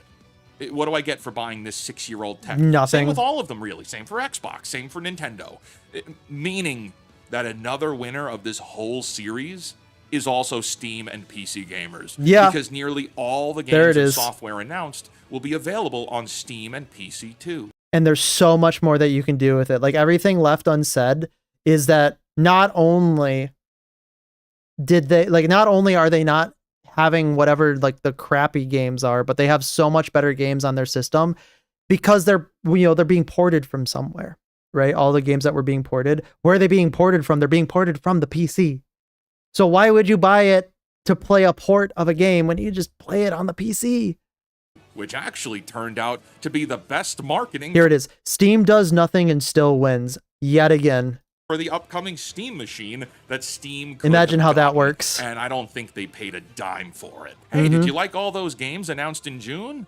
Yeah, well, all but 5 of them will be playable on the Steam machine. Ain't Yup. that something? Ain't E3 isn't as it? a trade show very much earned its obituary. It was flawed, and there were a lot of problems, but Yeah. the loss and replacement of it with these You're mediocre broadcasts breathtaking. have Thank you, allowed the Keanu. AAA gaming industry just one more inch of less accountability. They don't need Jeez. to compete as much anymore, or so they believe. And that brings us to right now, where there have been over 6 hours of streamed broadcast footage featuring trailers and announcements of upcoming games, and roughly 7 to 8% of it all was worth getting excited about. Mhm, That's mhm. it. 7 to 8%. There is no show. I mean, I wasn't excited about any of it. I'm going to be completely honest. Like, some of it was okay, but it's just like, I knew exactly the things that I wasn't going to be excited for, and that's pretty much all they talked about. It's like, okay. Now it's all just soulless commercials from companies who don't care. Until Mm-hmm. next time, create, innovate, inspire, and for the love of God, cancel Disney Plus. I'm already ahead of you, Mr. Real Life Fake Wizard. I don't have Disney Plus. All right. Here, we're going to give him a like. Boom. Well, that's depressing. But it makes sense. It definitely makes sense that they want to kill E3. Or rather, that the death of E3. Let me rephrase it. The death of E3 is a benefit to the entirety of the games apparatus, games industry apparatus. And it is sad because really we're the only ones that suffer for it. Okay. With that, I'm going to call it for the night. I'm starting to get tired. I hope everybody else is getting tired too. Get ready for tomorrow. Get ready for a new day. Have a great sleep. Have a great rest of your night. And I will catch you tomorrow. Tomorrow is looking to be maybe a little bit more Elden Ring, but we'll have to find out because I may feel like playing another bit of indie games. But we'll see. Catch you all tomorrow and have a wonderful night. Goodbye.